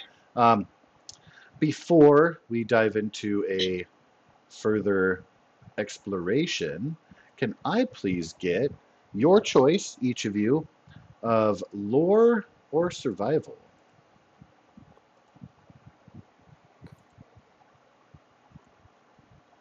Going survival. Me too. It's a tie for me. I have rolled a crazy amount of sixes today. Twos and sixes are my numbers. Oops. That's not what I The wanted. good Lord Satan is with you today. Click that. I'm joking. Hey, For our listeners at home, I'm not a Satanist. That is purely a joke. Please don't write your congressman. But he plays one on TV. Hey, oh, I was saying hey because I rolled a nat 1. Good stuff. All right, so I don't survive. well, that was a fun campaign, guys. Thank you for joining us. So you know that there are different kinds of Kremlings. These ones mostly yellow with a little bit of crimson on them. You will have heard that some are poisonous, some can infect with disease. You have no idea which ones these might be. Sweet. This will be fun. I think before this combat starts, Kavesh will probably toss his spare knife to Aran. Just in case. Oh yeah, that was one thing I was going to Okay. ask about. Was like, if we give Iran a weapon, will he fight or is he against it? He will take a deep breath, find the courage within himself, and then give you a look of determination with a nod. Sweet. I will nod back as a way of saying, "Don't worry, I got you. You're going to be all right." Well, he will step forward. He still looks a little bit worried. Now his eyes are wide, darting around back and forth. Hyper aware, if you will. There was a proposal to purposefully stir up the nest, try to clear them out before accidentally tripping them as going up the stairs. So you are welcome to proceed in any such a way that you would like to attempt to do so. I'd like to throw a rock. Counterpoint. There are rocks. Ooh, counterpoint. We could all set up next to a nest and be prepared to get the first strike kind of simultaneously.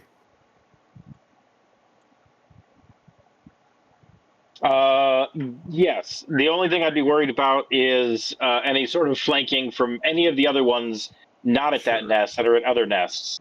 Fair enough. Yeah, that makes sense. So I figured if we all just sort of stood here, let them come to us mostly, I could probably at least take the charge, the brunt of the attack, and then if everybody's attacking sort of the same one, we can finish them off fairly quickly, hopefully. So, that was the idea. All right. As a side note, I have given Brian visibility access control to Loon's character, just for the sake of him being able to actually see the battlefield here and have it not be engulfed in darkness. Sure. Yep. So hopefully that is now afforded to you as such. Yes. Alrighty, well, let's see how that might go. You are welcome to proceed as you will. Yes, I'm throwing a rock at the nearest one. Down there in the corner? Yep. All right. The rock smashes in. You see some skittering go out of that nest and up the stairs a bit. And then you see gathered there a swarm that then has turned its attention to the trespassers. Da-na-na.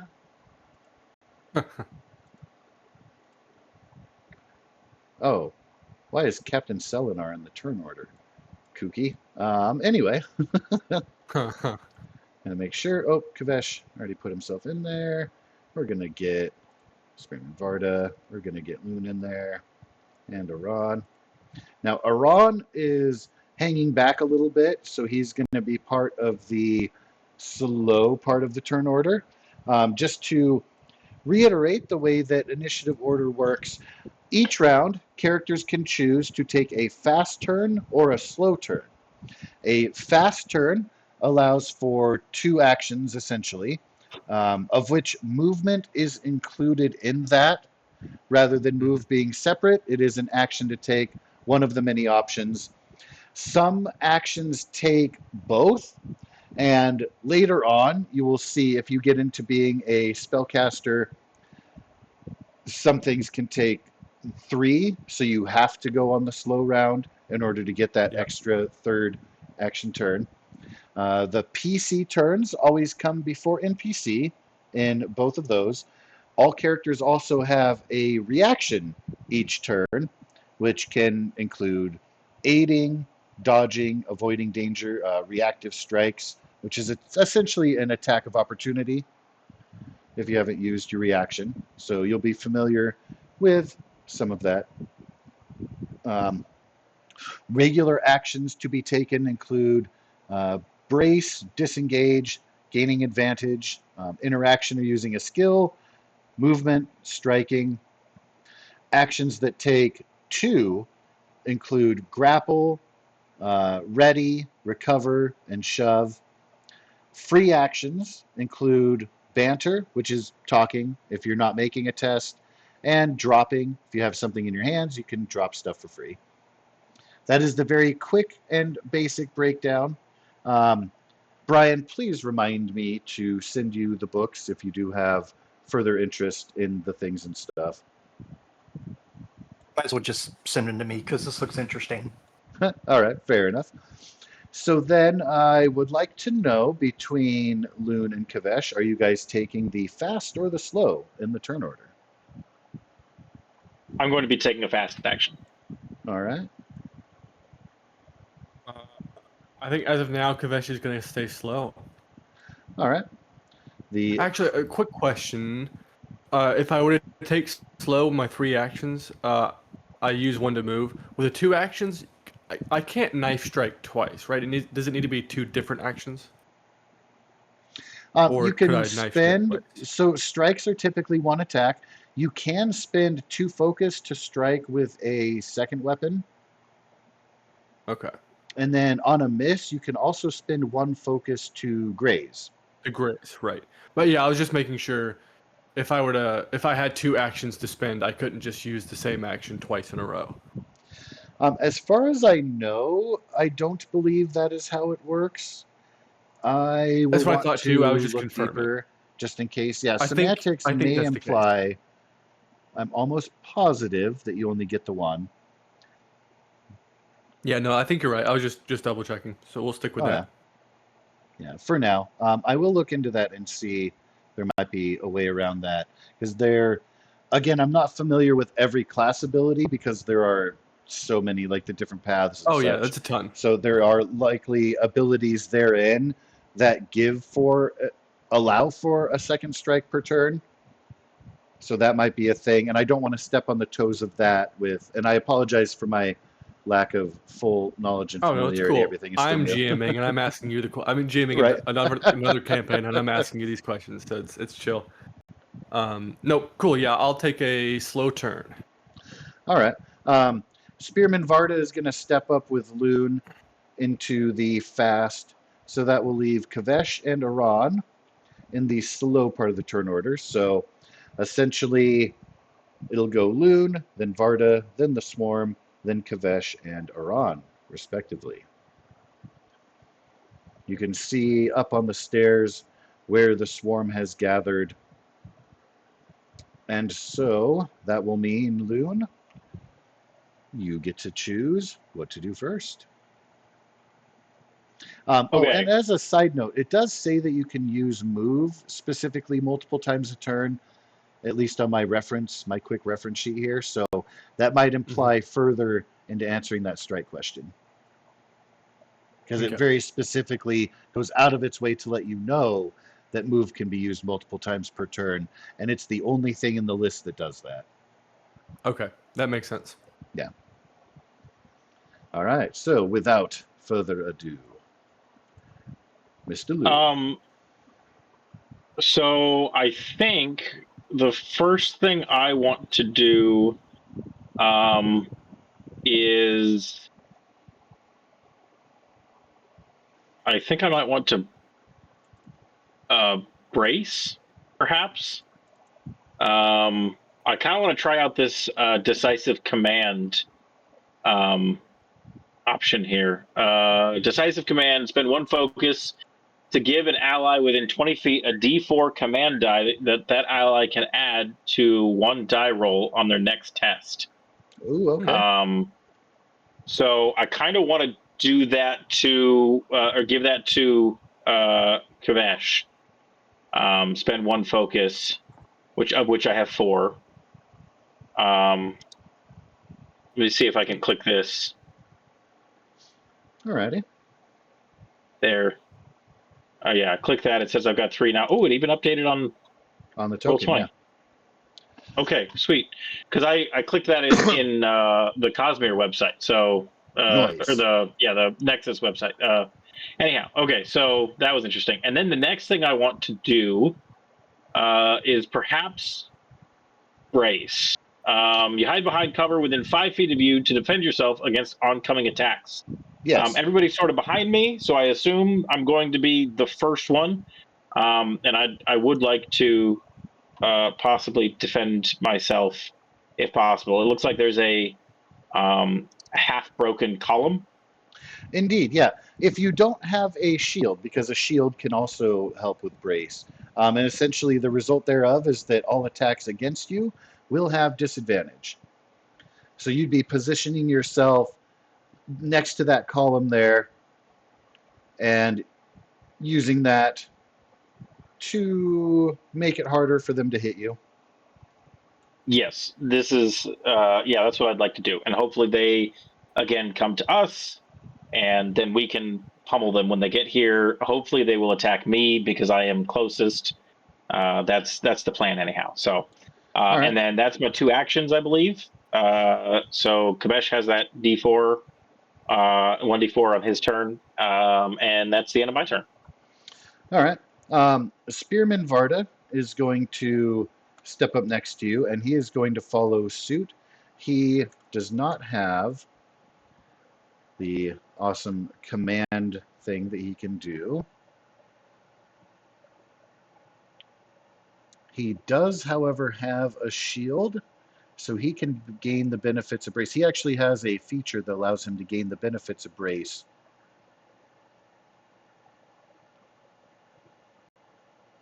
until the start of their first turn, but then he can also spend focus to use aid without using their reaction. So what he is going to do is he's going to step up next to Loon. He is going to be pounding his spear against that column to try to draw attention toward you guys. So he is going to, in addition to that command dice that was given to Kavesh, he's going to give Kavesh advantage on their next test. So he's essentially, they're trying to draw that swarm essentially to the right side of the column. And as the swarm comes down, they're hoping that they'll be unsuccessful in their attack, hopefully allowing Kavesh to sneak around the left-hand side and get in that advantageous attack on the swarm. And Aran is going to kind of take that cue and look to Kavesh to lead the way. So with them being braced, the Kremling Swarm, from its point, it helps if I scroll up there.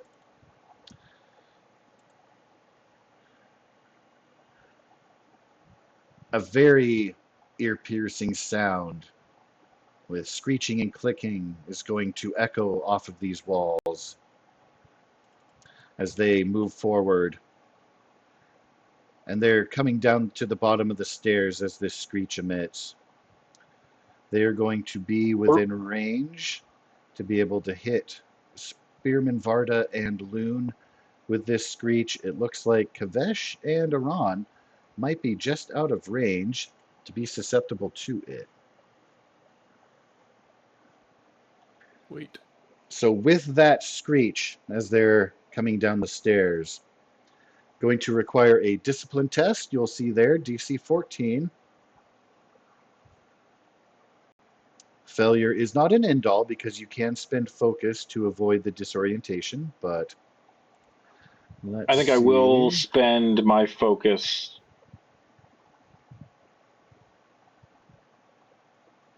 So I'll have one focus left. Okie doke. Oh no. Spearman Oh, Varda that is one. definitely going to spend their focus to avoid that. It's actually going to, because of that nat 1, cost them all of their focus. You see them bring their hands up to the sides of their helmet. They can't completely cover their ears, but they are grimacing, clenching their teeth, trying to work through the shriek so as not to be disoriented. By the way, the condition of disoriented means that you cannot use reactions, your senses are obscured, and perception tests gain disadvantage. Okay. But luckily, you are able to avoid. And again, the swarm is essentially moving down to close the distance as they did that shriek. So that will be their actions. Again, they're on the fast side, so essentially they were able to move and emit the screech. That is going to be their turn. They will not be taking an aggressive action. You guys are still defensive. You can retain that if you like to keep that defensive advantage. That is going to take us to Kavesh. Wait. Quick question. The block directly north of Varda, is that usable or is that pillar in the way?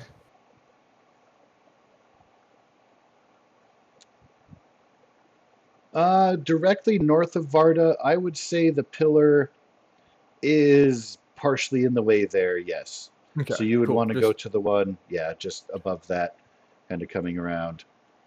No problem. So Kavesh is going to go up here and go ahead and use that advantage and take a swing at the Kremling Swarm. All right. So let me. And now that D4, was that for the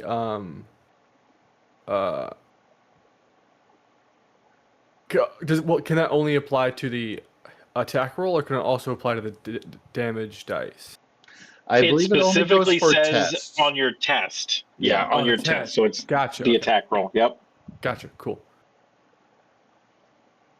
Does it have a place where you can roll that D4? No, Oh, but it I can. does. Okay. Well, maybe it does. Well, the D4 is my attack. But I added 4 more to my proficiency bonus on the attack roll, if that makes sense. Oh, Which might not be the correct way to do it, but math-wise, it should be the same. It would be the result of a D4. Oh, So I shit. suppose the amount to add Duh. would be part of that. Now, your Duh, regular okay. strike attack, even if we subtract 4, is definitely going to yeah. hit. So if you Cool. wanted to save that dice for later, you are welcome to do so. Unless it Sure, why specifically not? says it has to be on the next roll. Oh, yeah. Loon, can you clarify that?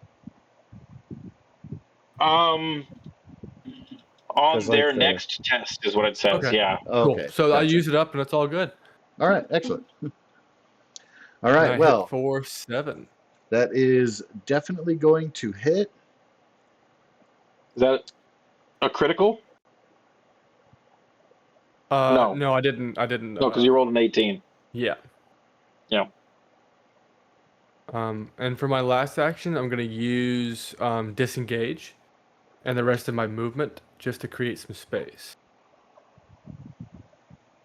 Okay, disengage is very specifically an activated action, so that will be the second of your third. The rest of your That would move, be- of course, Yeah. because you have your strike, you have move, you have disengage, so all of those. So That's yeah, all you I can got. come jam in with your stab, trying to skewer some of the swarm members. A bit of confusion on my part. We do have that total of 7 there, but then it also says that the hit damage is 15. Ooh. Why?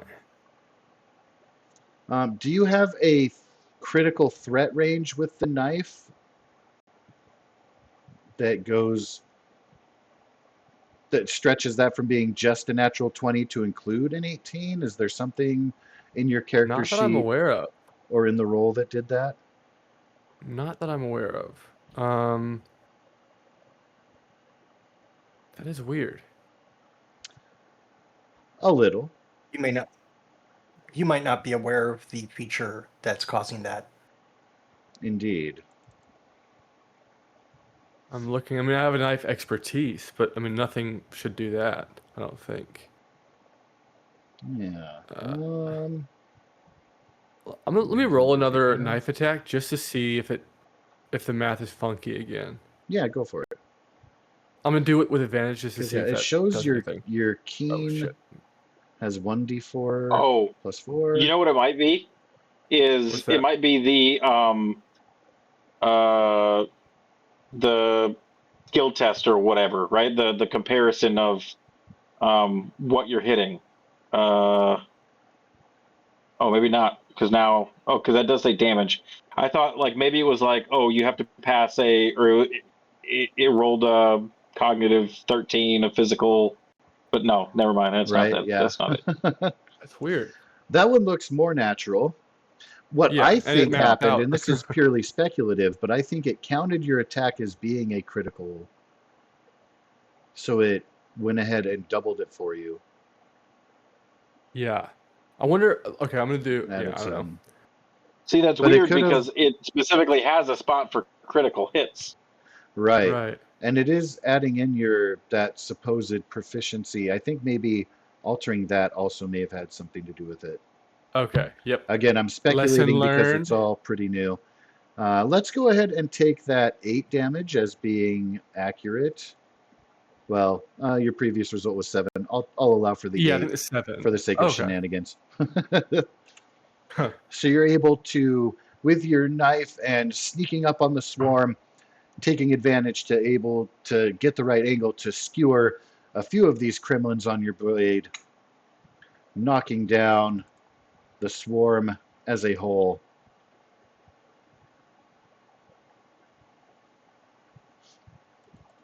Your attack is extra effective. Aran, as a commoner, let me see what their movement is. So they are able to move up. They'll be able to essentially do the same thing as Kavesh. They'll be able to take a swing and then disengage so as to not get an attack of opportunity upon them.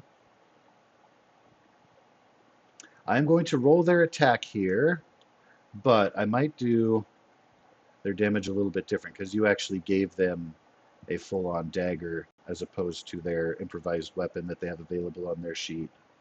Hmm.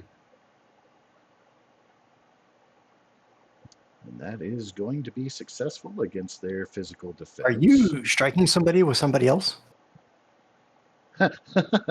No, he has a dagger. He's not hitting a dude with I another mean, it dude. sounded like you just picked up a commoner and just chucked him at something else. At least when I'm reading, like, improvised weapon, commoner. I'm like, wow, all right, Yeah, go that's team, funny. let's go. All right, so he also does well in following, and you can see he's trying to mimic the way Kavesh that you move, that you are holding the weapon, that you make your stab. He's definitely kind of looking at you as a bit of a mentor figure in this situation. And just for the sake of Kavesh, I'm just moving you over because you were walking on the wall. Oh, my mistake. It's all good. So they have both moved in. They've taken a stab. They've moved out of the way. Aran following Kavesh's motions in a way that should honor you. He's not mimicking you in a mocking way. He's kind of following your eye, like, I like how you set your feet, made the jab, scurried out of the way. And so, as he steps back, You hear a little bit of a gasp behind you as Elia, her curiosity can't help herself to look and see what's going on, but she also doesn't want to engage. She is transfixed in the glory, perhaps a little bit of the thrill seeping into her. Again, not in a dangerous way, just in way of curiosity. It's a dangerous word here. Yes, as we have seen. And so, at the top of the order, once again, Loon, you have seen a handful of the creatures skewered by daggers from the efforts of Kavesh and Oran. The swarm's Yes. numbers have dwindled, but they still are scurrying towards you very specifically,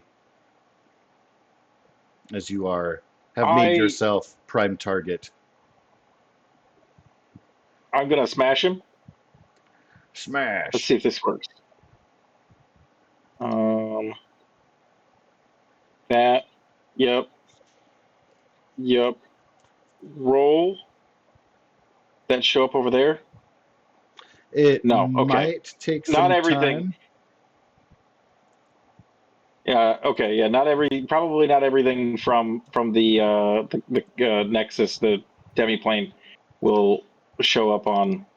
I was just surprised at the things that did actually show up. But okay, let's try this again. And damage and roll. There it is. And a 2. Ah. Not amazing. So I probably missed that. Yes, that will not reach their physical defense. Yeah. And so I'm going to Don't forget about inspiration gained from completing goals, from contributing to the recap.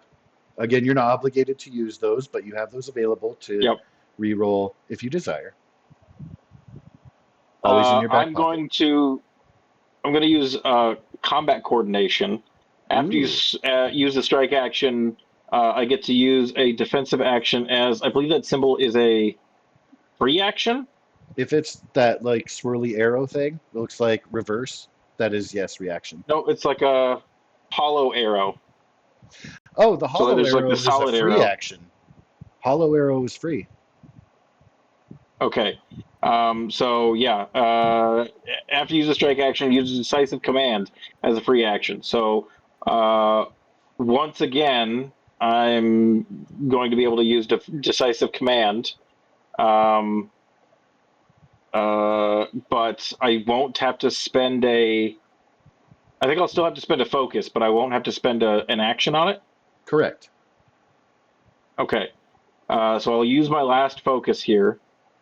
And I will give this to Spearman Varda, All right. in hopes that Spearman Varda might be able to finish him off coming up. Okay. And then so the spirit of your command is going to be to encourage him into being offensive rather than defensive, as it were? Yes. All right. And then after that, I will once again brace as my second action. All right. Standing your ground there, encouraging aggression from Varda. Again, the swarm will have disadvantage in attacking you with taking the brace action. Spearman Varda has used up his focus in resisting the shrill and piercing. They are going to... Yeah, I reckon it'd be difficult to make an entire swarm prone. So he is going to then take his strike.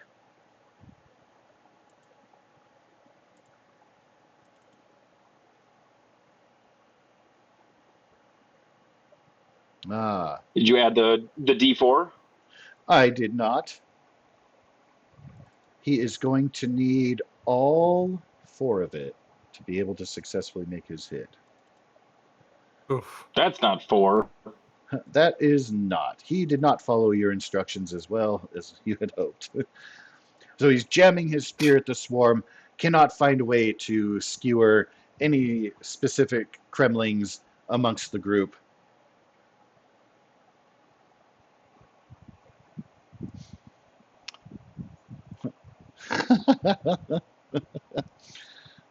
Just reading Brian's response in the Discord chat there. So he is going to utilize his shield to also take the brace action. He will not be moving from his position. He is prepared for an attack.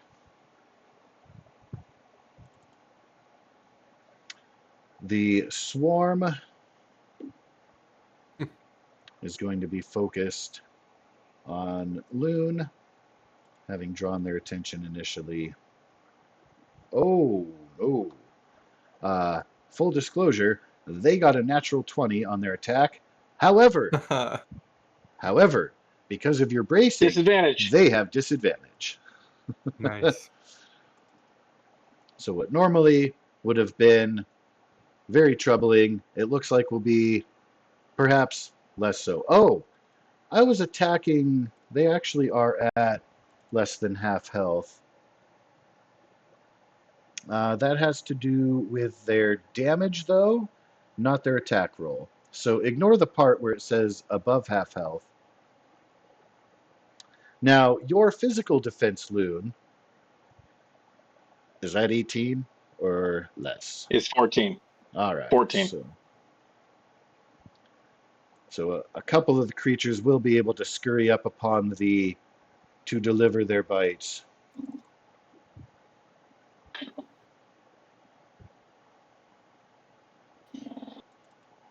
Oof. Chitter chatter, chomp chomp.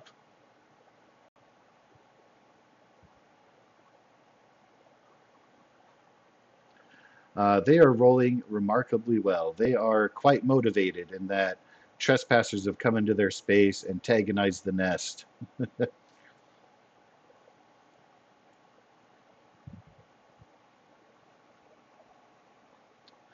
But that means with their focus on Loon, that Iran and Kavesh are still able to come through and make their strikes to follow up. The swarm is definitely diminished.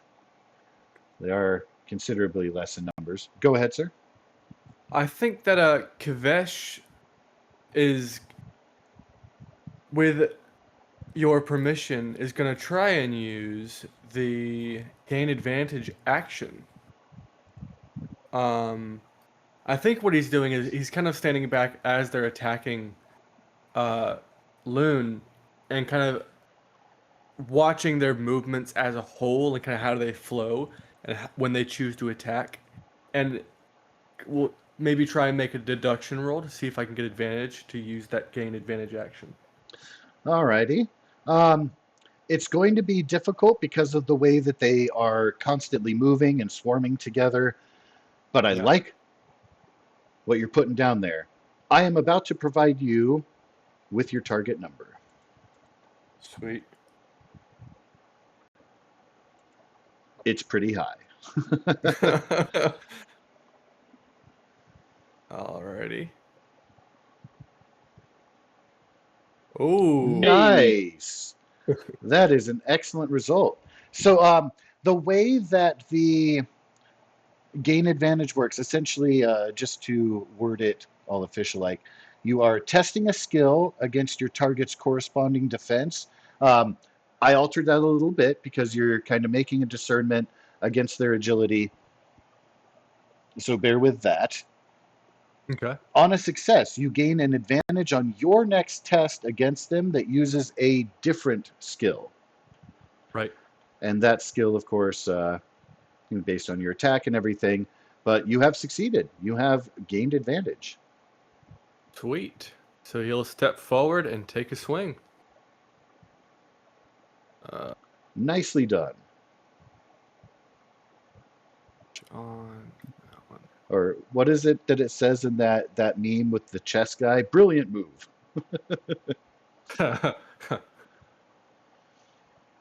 Alrighty. So it looks like, I imagine that'll 8 hit damage. for 8.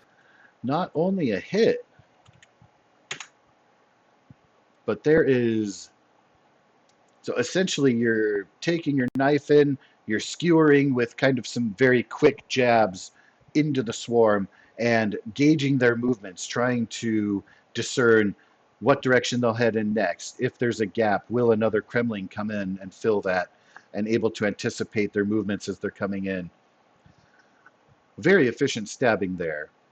The swarm is nearly stamped out. There are only a few that remain.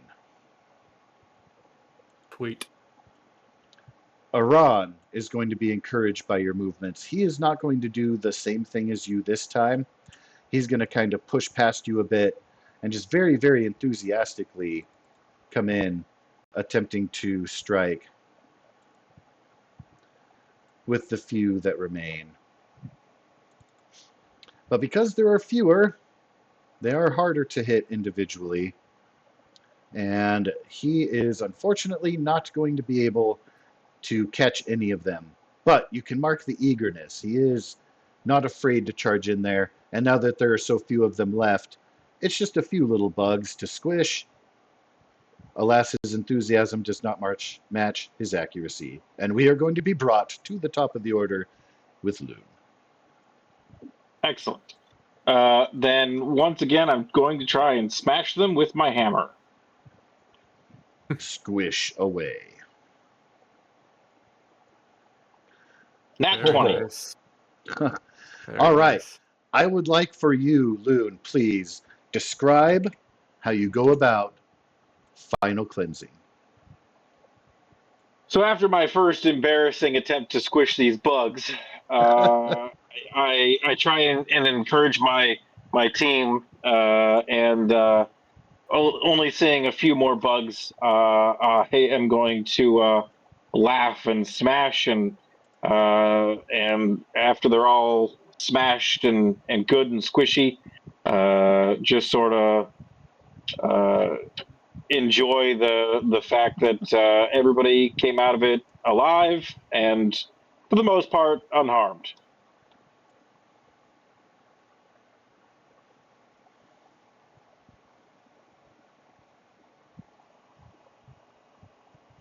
Now, I don't know if anyone has liking for squished bugs as a meal, but I don't know. I happen to like seafood and stuff. Crustaceans are, I don't know, appealing. Now, these are land-based crustaceans. I've never eaten like a cockroach or anything else with a carapace that spends time on land, only sea bugs of various types. But if you I like, imagine the horn there's eaters probably had plenty before. there's a hearty meal before you if you are interested. And of Yeah. course, from their nests, because the adults have been pulled forth, there are some fresh Kremling eggs amongst the nests, if you're into that sort of thing too. Add pepper. Elia looks a little bit trepidatious, a little bit. You can see as she watches you, likely Loon, you are cleaning off some of the muck from your hammer. Yes, and then I will go and collect anything that looks like you can eat it, and even some things that look like you probably can't eat it, because I'm a horn eater and I got my name for a reason. I had read somewhere, and correct me if I'm getting it mixed up with something, but don't the horn eaters have like slightly stronger jaws, like they're used to kind of crunching into things? Like Yep. you'll crunch into a bug more readily than others. Yep. Yeah. Yep, shells and shells and horns and all that sort of stuff. Mm-hmm. That's We'll eat so everything. Literally beautiful. horn eaters. I love that. So Loon will be eager. Now, I don't know if that means raw though. That might be a personal preference, or that yeah, might be not cultural. necessarily. Horn, at least in the books, Rock is the one who always makes the stew because he's the cook. So, like, you expect that even if they eat these sort of very crunchy things, they don't necessarily eat them raw. Okay. Well, Elia is going to give you a little bit of an icky look as you're cleaning off from your hammer. Dural will speak up as he's watching you foraging, like, "Ooh, are you collecting for lunch?" You lowlanders don't understand the delicacy that these are. This is going to make quite the fine stew if I ever learn how to cook stew. Ah, quite the contrary. I've actually had the opportunity to sample.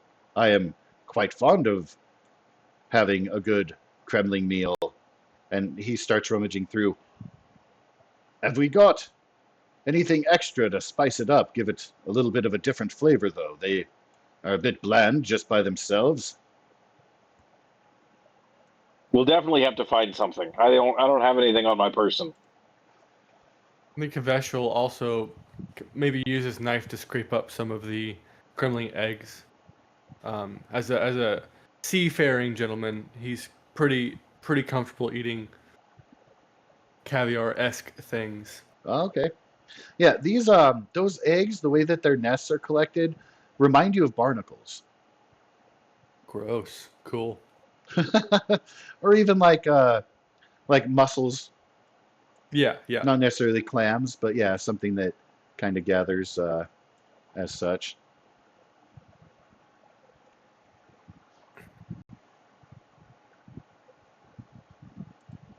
All right. Well, if you guys would like to, you are welcome to take a short rest here. If somebody wants to take the lead, I will allow for a survival roll for preparing a quick meal here. The result of which I'm not going to assign a specific difficulty number. It'll be on a scale of just how good is this meal that you're preparing, and your result will tell us. But no roll Who do we want required to take the for lead? the I've got scavenging. That they're not fighting back anymore, so that's free. Okay. I've got a +2 on survival. Do you have a higher one? Yeah, I've got 3. I'll give it a shot. Yeah, go for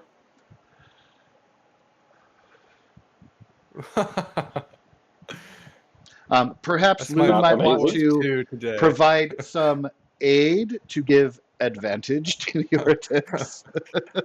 Or I could Yes. just use my inspiration on this roll. No. I'm gonna provide some aid. Yeah. Okay. And maybe give them some pointers on how to properly cook the shells of these cremlings. Yeah. Okay. So he Look, I'm will no fourth son, but I know a fourth son, and this is how he would do it. indeed. So a little bit of encouragement there. Let him simmer. Flip it over. Let it simmer there. Let it cook the insides a little bit. The carapace will actually aid in the heat for the meat within.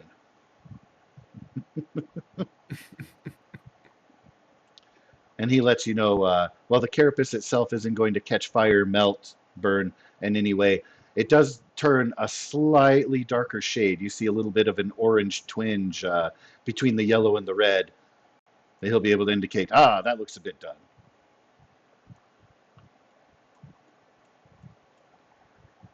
Perfect.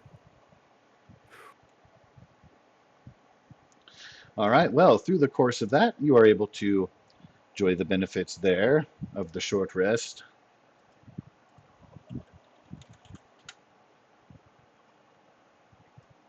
What do we get for a short rest?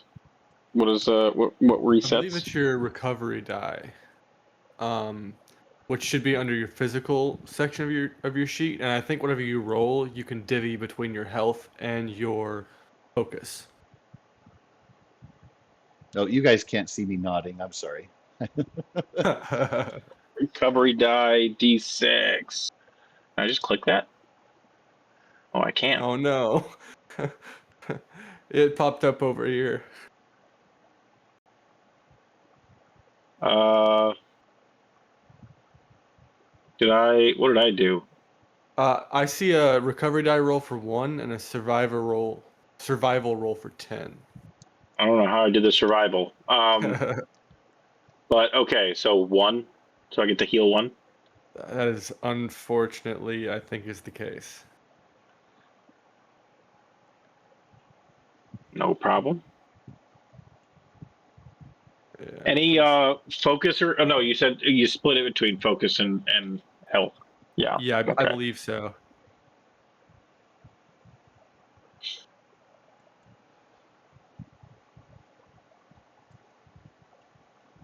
While we're eating, and obviously we're all talking about how great we all did at squashing all of these Kremlings, I am once again going to poke fun at Spearman Varda and deflect from my embarrassing battle performance by saying, "Oh man, probably could have killed those bugs the first time if somebody didn't stab me earlier.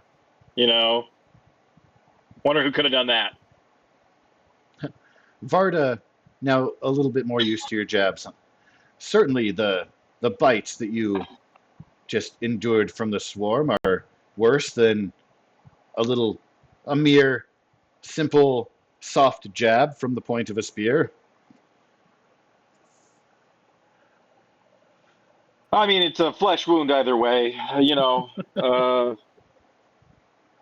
It was a fairly weak stab. That's true. So it shouldn't affect me for too much longer. But I am going to milk this for all it's worth.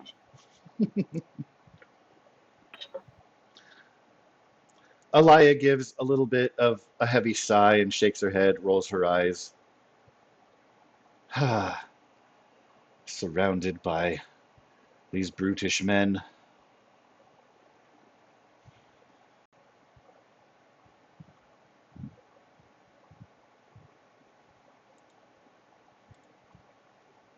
And she's going to quietly just ruminate on, if only I were in the company of people who could read.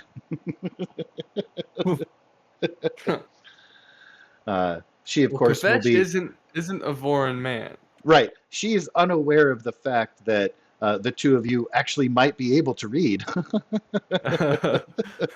She's just very used to men being impulsive and brutish and more physically oriented. Mm-hmm. For Brian, amongst the Alethi, the females as a whole are the educated. The men are the warriors. Okay. In general. So male folk amongst her people don't read.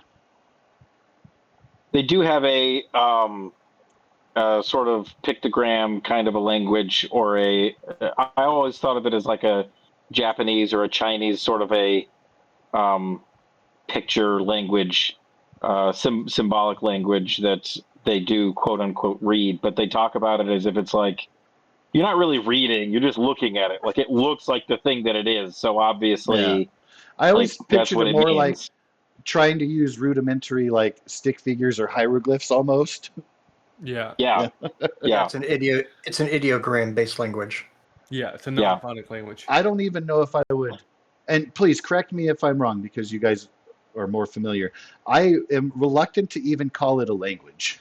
It's kind of a way of communicating through pictogram. Yeah, it's like a as needed. shorthand. Yeah. Kind of. It's like road. They use it for like road signs and stuff like that. Right. So it is that sort of a thing, right? Like the danger symbol that's on all of the things. The guy who's always sticking his hand in the dangerous sharp things. It's like that sort of a vibe. It's not, you're not reading the thing. You're just looking at it, and it's like, yep, that's what the thing is. And that's the only quote unquote reading that they do. But they do like actually have a legitimate language, but only the women know how to read. Which I always thought was interesting because later on they bring this up. The women know how to read, the women know how to write, but the men will they'll speak the books that they want to write to the women, and the women write it down, and then they put little notes in all of the margins about whatever it is that the men are talking about. And it's like a woman only like peek into whatever this woman's opinion was on whatever this dude was writing.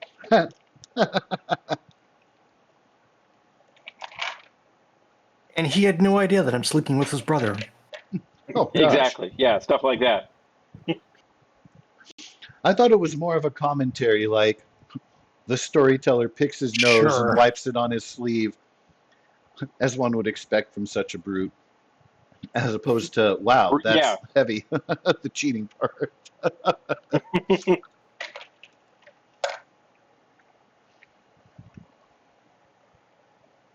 But still, like no dude is ever going to write it, right? So they can write whatever they want, as long as they're Yeah, okay with other exactly. women reading it.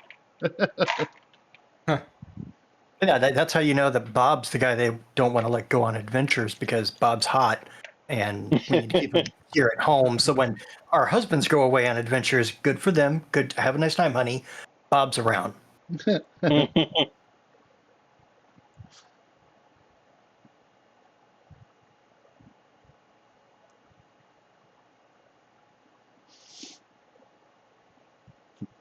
They call him Handsome Dan. He's a Yep. 60-minute man. Sorry. That's my favorite song from the Fallout playlist. Anyway, outside of that, Elia will be looking a little bit anxious to move on, but she doesn't rush you guys as you are having your meal. She's just the first to stand and brush off her skirts and kind of looked expectantly as everyone is finishing up, ready to move on. Gestures toward Doral to take up the rear again. No giggity. Torafu is here. That's for him.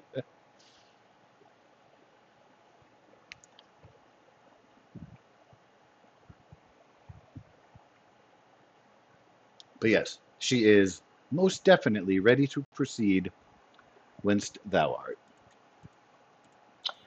Yep. Loon's going to take up the front and once again suggest Spearman Varda guard the rear, and we will continue. Yep, ready to go. And these guys again. Bear with me as I make some corrections. So the higher you move up the stairs, the more that rubble is starting to fill up the stairway. You'll be climbing for about 30 feet when the stairs themselves abruptly end. And where you would have expected a landing to lead to the next level, instead you encounter broken stone covering the floor. They kind of form an uneven ramp up to the next level.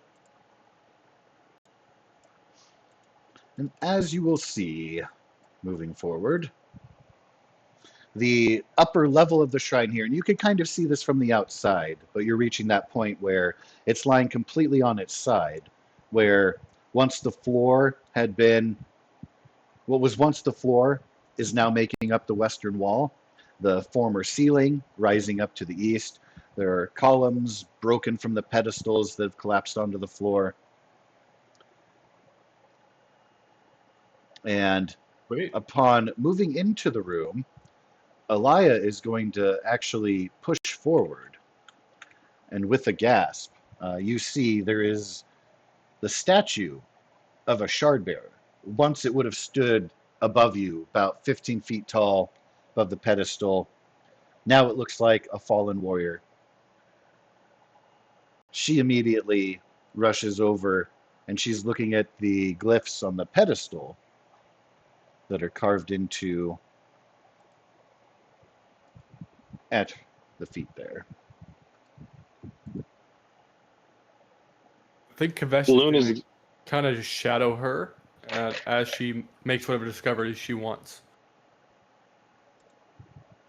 Loon's going to try to run ahead of her, less worried about what she wants and more about the fact that this lady is not paying attention to anything, and it's obviously very dangerous here, and is worried that maybe there might be something else coming from somewhere else, and is going to check any of the other exits. Yes. Yeah, so you're going to see there is a point where the original stairwell on the far side goes down, There's a bunch of rubble that continues. You can also see opening up a little bit of light breaking through. It looks like that passage will potentially lead, and it's kind of arcing upward. So that could potentially lead to the surface. But Alaya is very, very concerned with the glyphs. She says out loud, I believe that this was used a way for Radiance to contemplate and focus themselves. How fascinating. My goodness. She turns her head and looks. This statue is honoring a will shaper, but that is decidedly a woman in shard plate.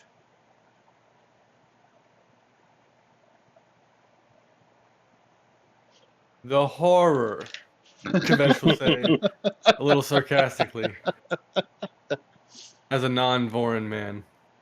Loon's gonna look over his shoulder and make some sort of remark about his, third cousin's sister, beating most of the men at in wrestling matches or something like that.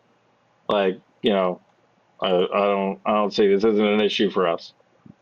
She laughs, and you realize that she thinks that you're joking to pile on. And it's kind of a tittering laugh. It's not like a belly laugh, just kind of and not a courtesy. It is a sincere laugh, but a little bit restrained, if you will. But as you're leaning over her shoulder, the light from the spheres that you're utilizing, you see stormlight kind of trickling out, reaching out toward the glyphs themselves. And she looks weird. up in surprise, says, "Hold them closer." I will make sure that we have a torch still. Do we still have a torch? I've still got it lit, Think- sir. Yeah. Then Doral is standing yes, back. then, He and Iran and Spearman Varda. please don't call me sir. But yeah, sure. Of I'll course hold not, them closer. So the light trickles from the spheres into the base itself, and the glyphs themselves begin to glow, and the light from the spheres goes out.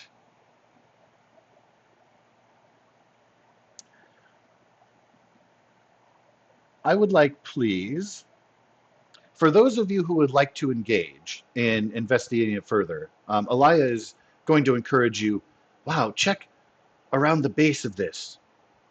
These pedestals are known for hidden compartments and the like. And she's a little bit distracted. She doesn't look at you when she says that. She's definitely drawn her attention into the glyphs themselves. Yeah, Kavesh will happily do so. Alrighty. Yes, I will also investigate.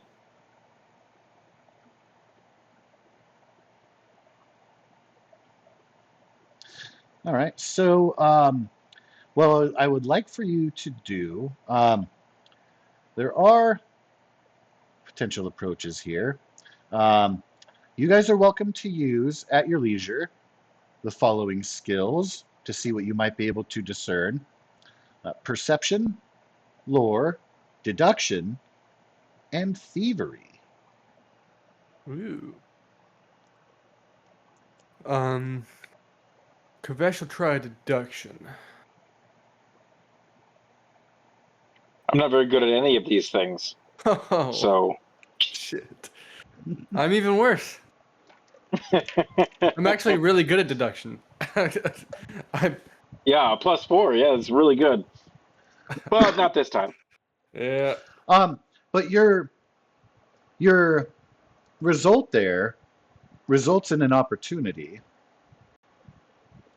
because it is a critical failure. But again, with the Cosmere system, opportunities are created sometimes within that failure. So you, in reaching out and kind of tracing along, you're trying to kind of figure out a pattern. And Elia watches your hands and she says, "Ah, yes, great discovery. It looks like the lines between the glyphs are stylized numerals. Looks like it is going, yes, see, 1 and 2, all the way up to 6." And she gestures, "Well found. Your accidental failure has led toward discovery." You have failed this task successfully. Yeah. Well, that's out of game. That's a cool thing I like about this system is the success but or the well failure and. Right. Right. Um, Iran, in his curiosity, goes to the other side and says, "There are definitely lines here on the side. Absolutely. There must be a way to pry this open." Is he talking about the floor or the side of the base of the statue? He is talking about the side of the base of the statue. He believes he has found indications of hidden compartments. Did you just say pry it open? I did. Because I'm not sure how, but I shit you not, I have a crowbar in my equipment. That's awesome. Oh, that is so cool. Says, "Oh, great. Come over here. See if you might be able to jimmy that open." I'm going Perfect. to need an athletics check with a DC 15. The stone is very hard and uncooperative, but Okay. with the use of the crowbar, you are going to have advantage. Sweet. Oh my goodness, my rolls are so bad today. Would you like somebody perhaps with more defined muscle mass to come over and attempt this Loon, skill? there's a nicer way to ask that, but yes. Stand aside, weakling. Let a man handle this.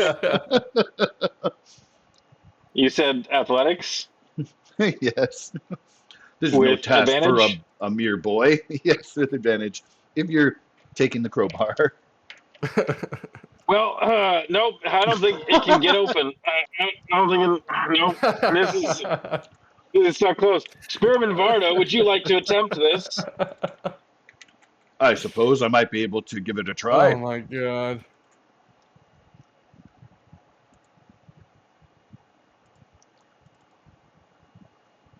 Oh, yes. There See, you you have go. to try from the corner there. Try to get a little bit of Yeah, purchase, and then loosened yes. it for you. Yeah. Ah, yes, the whole. Oh, yes, very good. Meanwhile, Elia still playing with the front, with the glyphs. The compartment comes open there. Now, which one of you actually did get a better skill roll there? I think it was Kavesh. I Oddly believe enough. so. Yeah. Yes. Yes. A higher roll, but much lesser on the bonus. All right. Can you, Kavesh, roll for me, please? A D4. Sure can. Good roll. All righty. And there are. Aran is going to point out that there are two such compartments that are hidden. And Spearman Varda will hold up the crowbar and say, "If you'd like to loosen it again, sir, But you are able to find, with the one that he opened, a pair of gems. Wait. And he's essentially Very nice. giving you an opportunity, now that he has demonstrated a good way to get an angle with the crowbar, gain a little bit back if you want to try again. Yeah, I'll try again. And you can hint a little bit of the sarcasm when he says, if you want to try to loosen up the other one. Yeah. Give me a stupid crowbar. All right. The second compartment comes open. Loon, can you please roll for me a d4 and don't roll a 3? I'll do my best. Okay, you guys are doing terrible at following instructions. Let me try this again. Oh, that was a cool spin. Okay. How's that one? That one's much, much better.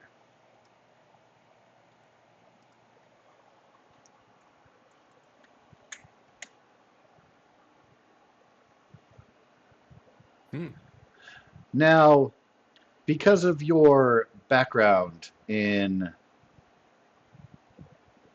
a little bit of blacksmithing, you don't particularly have specifically a crafting or metallurgy expertise, but you might be able to pick it up. I will allow you to make, again, your choice of deduction, perception.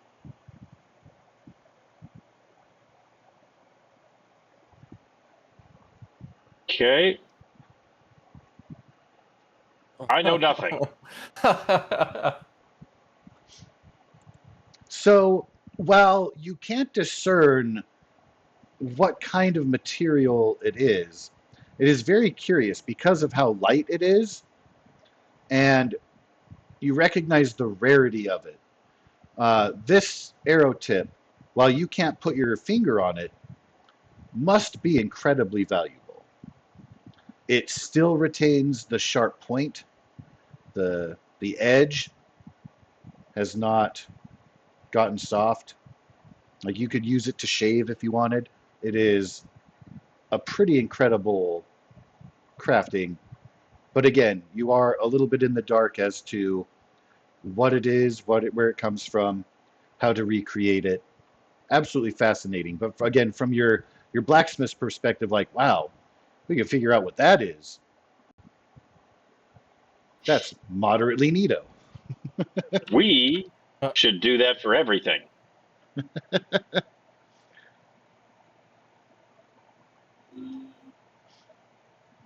I have added the silvery arrow tip to my inventory.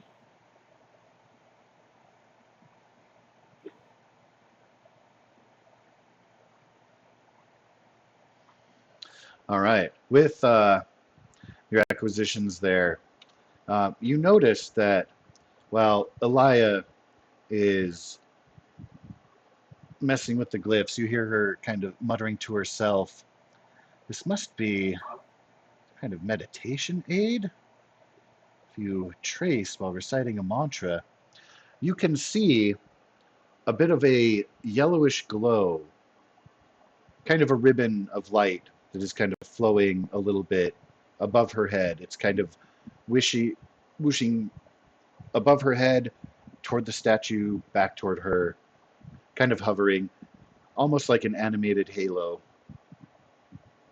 without it being like connected. It's not a perfect circle, but it carries a very faint glow. She seems to be completely oblivious to it.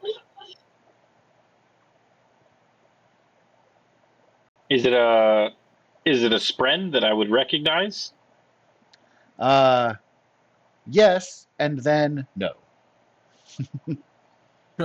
You definitely Yes, pick it's up a spren, the spiritual nature of it, but yes. Okay. But I don't recognize what kind of spren it is. I just know that it's a spren. Yeah. Okay. I will comment on it. And sort of bow my head a little bit in reverence to the spren. I'm not sure what spren it is, but you have a very unique spren that seems to be hovering around your head. Does anybody else see that, or is that just me? Nah, man, it's just you. You sure you're seeing it? Sorry. No, it is Yes, definitely Kavesh definitely will visible. nod and affirm that he does see it. She looks. Sometimes us horn eaters can see spren that most others are unable to, and so I was unsure if this is one of those or not. I'm assuming that we can see, that Kavesh can see it as well. Yes, absolutely. Okay, then yeah. So Kavesh will just give him a nod to confirm. Alaya kind of blinks a couple times, peeling her attention away from the glyphs themselves, and looks up. Kind of holds up, and again, just her right hand because her left hand is in her sleeve and busy being covered. She kind of waggles her fingers and says, "Ah, a light spread. Seems to be drawn to or fascinated by." And she trails off, and she looks, and then she begins to touch the glyphs. She says, "Life before death, strength before weakness, journey before destination." And as she says the last word and touches the last glyph, the light spren above her head floats into the pedestal. The light that was glowing upon the glyphs themselves fades. The golden light of the spren, again, seeming to infuse the pedestal itself. And then on, so she's kind of standing over it, and almost like a drawer that would pop out sideways, similar to the ones that you forced open on her side. Compartment slides out of the stone, very smooth, barely makes a sound. And inside the drawer is resting a bracelet and two rings linked by metallic chains. Though the gemstones are cracked, the metal itself is untarnished. This is no mere jewelry. This is a priceless artifact of the Vorin Church. A soulcaster, capable of transforming substances to another with a touch. Out of game, you guys probably know what that is. Yeah. Yes. I think, In character, correct me if I'm wrong, have but pretty much either everybody in the world knows what. Pretty much everybody in the world Is knows what aware a of their soulcaster is. existence. Yeah. but have you personally seen one? No. Not likely. Yeah. Yeah. Like we probably would recognize one if we saw one, just because they're almost legendary sort of items, but we would be unsure. Yeah, and I think that they, especially in Vorin cultures, they specifically use them kind of behind closed doors. Hmm.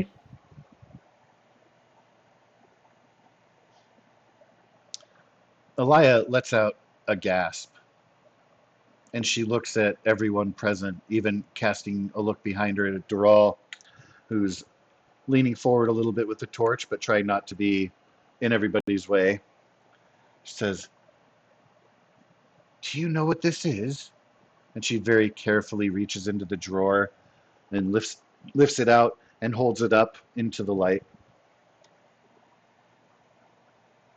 Loon is going to say something like, "The Spren bless you on this day, lady."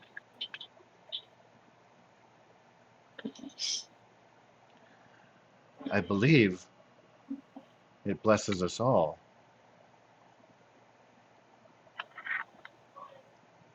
Perhaps our passage and our survival have been guided perhaps we've been watched over.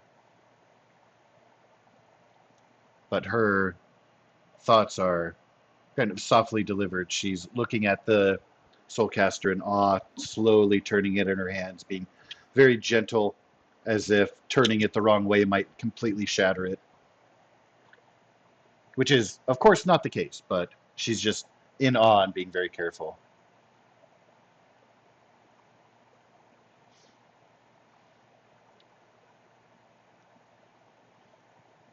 She pulls out from her sleeve a sort of, it's piece of cloth, I suppose closest parallel would be like kind of like a silk bandana of sorts. And she begins to gingerly wrap it. And then she looks around and says, have any of you a means to properly carry this? I have a backpack actually. Yeah. Have As you part of my a equipment. pouch that it can be by itself? I do actually. Yeah, there it does say pouch in my equipment. So yes, I do happen to have a pouch. So she means like on the backpack itself, if there's like a little side pocket or something where it can be not just jumbled in with a bunch of other stuff like crowbars and whatnot. If only she Yeah. had some sort of pouch in her sleeve. Someplace where she might keep a safe, Something safe. Oh, no. something. She's, again, holding it away from herself reverently. It's almost like if anything happens to it, she doesn't want it to be her fault. Oh. Yeah. And also, yes, too, I will. looking at you guys as being like the protectors, she's hoping to kind of lean on you to kind of take its charge, at least for now. And I will take out my extra pouch and hand it to her so that she can wrap it up in the pouch, and then allow her to place it in one of the pockets in my bag, away from everything else, one of the little side pockets or whatever, and try and be as respectful and reverent about it as possible. alrighty. So after you have taken it from her, she stands, again brushing dust off of her skirts, looks around the chamber, and these mosaics, well, some of them possible to make out, but some of these. Can I please have Kavesh and Loon give me a perception test? Yes.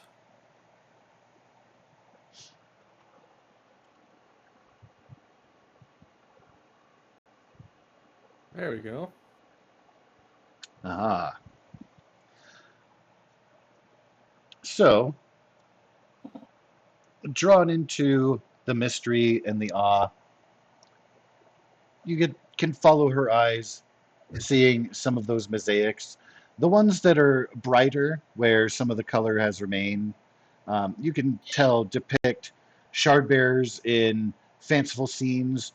There's a figure in blue, surrounded by stylized clouds, another in red, wreathed in flames. There is a very clear image that depicts a woman wearing violet shard plate, and her hand is extending toward a figure with ivory skin and a red carapace.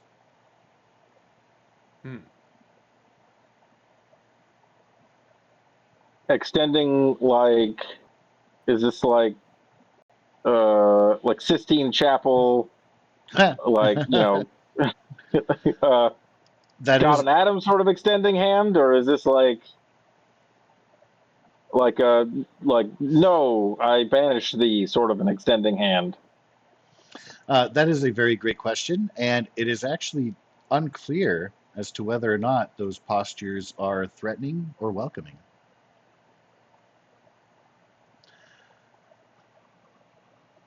Kavesh, you notice as eyes are being cast about the walls and such, well, rather the floors, because you're walking on the wall, your eyes are drawn. Oh no, we lost a Joe. Uh-oh. Yeah. Huh. And he's back. There he is.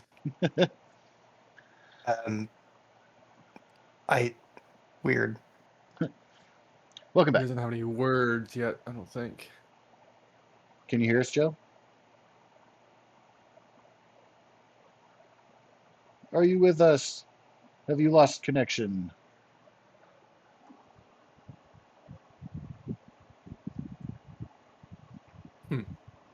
We are very close to transitioning out, kind of closing out the session here. Oh, try this. Oh, wait. Oh, there it is. Oh. We heard try Hear me this, now. and then you disappeared. Hello? Check 1, 2, 3. Hello. Can Hello. you hear me now? There We can he hear is. you. Okay, good. Yeah, no. So I had Discord on my phone, and I was just listening or using my regular headphones, and then they died. Oh, no. Yeah. So it's fine because I already had Discord up on my computer, so I just had to plug in my computer headphones, and Oh, okay, so perfect. we're good. But Nice. yeah, All right.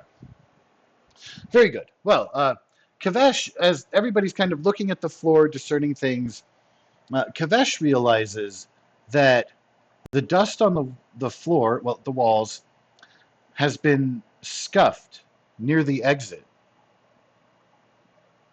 on the side. I think That upon is seeing toward that, the north exit.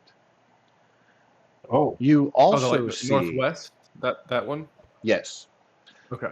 you also see a bit of it's kind of a pulsing blue light. It's very faint, but you see that near the west exit. Just as your eyes are drawn about. So it looks like there's been recent passage on that side, but something is drawing you the other way. Quickly looking at your companions, you realize that perhaps they don't see that. I am going to maybe tiptoe over to somebody and give him a nudge and point that way as quietly as I can, and be like, you know, look over there. Hey, are we not alone anymore? What's up with this? Who do you nudge? Who Kamesh. do you nudge? Yeah, I think Kavesh clocked it, and I think he'd kind of want to see if he could sneak his way over there without causing a whole commotion to see if he could peek around a corner, maybe. As you get closer, that pulsing light. Oh, you're going on the other side. Oh, Yeah, that's just where the scuffs were. The sorry, light yes. is in the other Yeah, one. I got Yeah. confused the directions. Yeah, eastward. Oh, Gotcha. sorry, that my bad. Yeah, so as you get closer, that pulsing light flickers a little bit brighter, moves further out of the area, like it's moving into the exit area, and then fades out. And Loon, Okay, so we're following, you right? absolutely saw that once your attention was drawn to it by Kavesh. And did I know what it was? It roll for me your lore.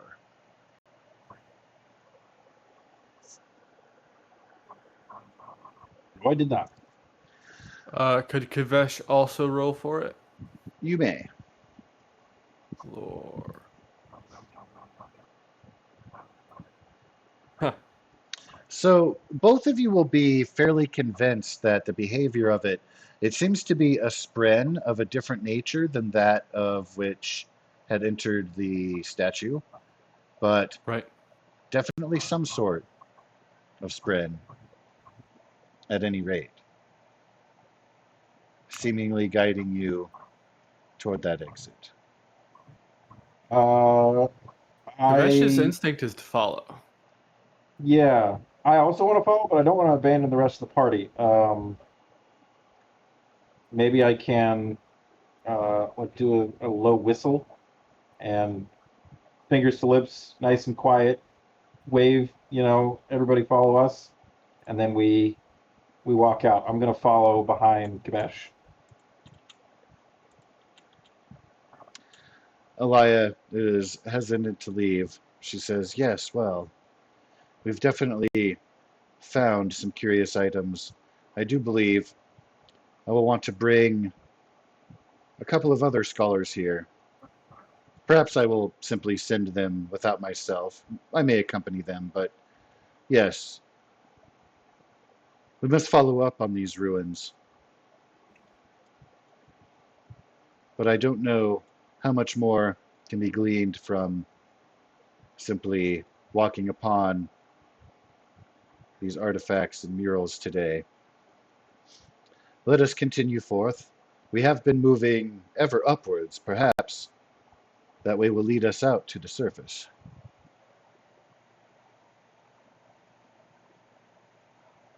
Wait, Kavesh is, I think, pretty strongly drawn towards that sprint, so he's happy to kind of lead the way. All right. I am going to direct Spearman Varda to once again take up the rear guard, and then follow Crash.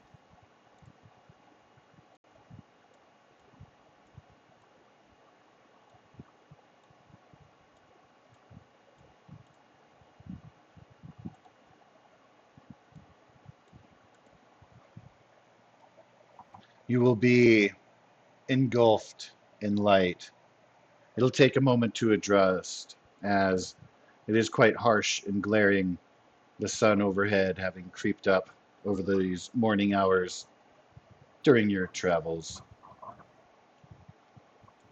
But in taking in your surroundings, you realize you have definitely made it to the surface. Elias steps forward a bit, closes her eyes, takes a deep breath, the fresher air, shakes herself off a little bit. Perhaps she was bothered by the confines more than she had let on. She begins just slowly making her way out into the open area. Spearman Varda kind of follows along casually a little bit behind her. And As soon as we come out, I'm like head on a swivel. I'm looking around, and glad to be out, but also I don't know what this place is, and there are civilians, so I'm thinking, I'm looking all over the place for if there's any danger. As you're attempting to discern the scene, you see figures step out from behind the rock to your north. A harsh voice calls out, "Stop! Give up anything you have taken." The voice speaks with an intense, rhythmic cadence.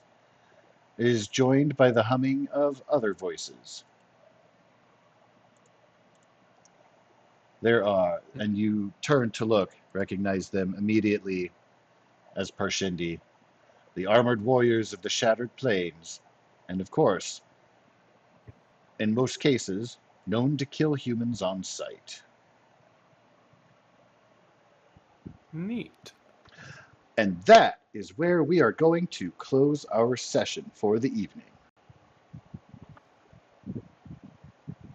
It's an exciting cliffhanger. Da-na-na. Ooh. Ooh, we've got a Valdis, and it appears you have drawn forth your character from the depths of Demiplane Yeah, into... in order to pick some of the things I wanted, I bought the book. Because the app literally won't let you pick some things if you didn't buy the book. Right. Yeah, I do have intents to... I don't know if getting the compendium is going to work on Demiplane as well. I know that the adventure module does. Once I do, I had intended to, of course, share the compendium across with everybody. But you are finding the hard way how Roll20 and the Demiplane It's no different interact than to some D&D, degree. so Yeah. it's fine. It's just ages ago I bought all the goddamn books for D&D again. Yeah. And so I'm just like, $34, that's fine. a bargain compared to some bullshit I've seen. Right. Very cool. Well, it will be not immediately that Valdis will be able to join, but as we live on the cliffhanger there, I'm glad to see that there is a character completed. Wait, Yeah, heck yeah. it took a second to figure out how to link everything, but luckily, I work with computers. It wasn't horribly difficult. Right, yeah. You might have to move them in the right category, but I at least got them to show up in the library.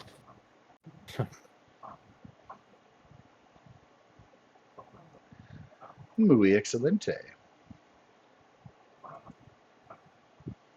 Well then, we shall continue forth next week. Same bat time and channel, of course. Perfect. Will be Did we want to do? You want to talk about a makeup session from last week or anything like that?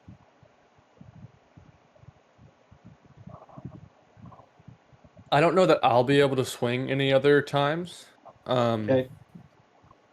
I'm happy to take it for the next month or fucking make it a donation. I don't care. you know. we can Ugh. also we can start earlier, end later, planning ahead for that. I don't want to cramp anybody's following work day, but if there's something like that available. As it stands now, I have alternating Sundays. I believe Theros is this coming Sunday, and then I think so. also Yeah. Fridays that are not the day after tomorrow. Okay. I think We can- Friday the we can- 12th I have availability actually. I can make myself available on the 12th. Okay. Let Yeah, if you guys me are down for double that. check my calendar, but I don't think I have any issues. Friday Okay. on the 12th. Andrew more just cares that I let her know in advance if something's popping up. So I'm like, all right, sure.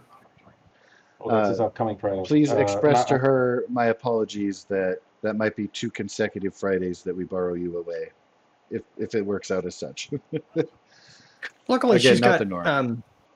she's got a group with a podcast she listens to for true crime drama stuff.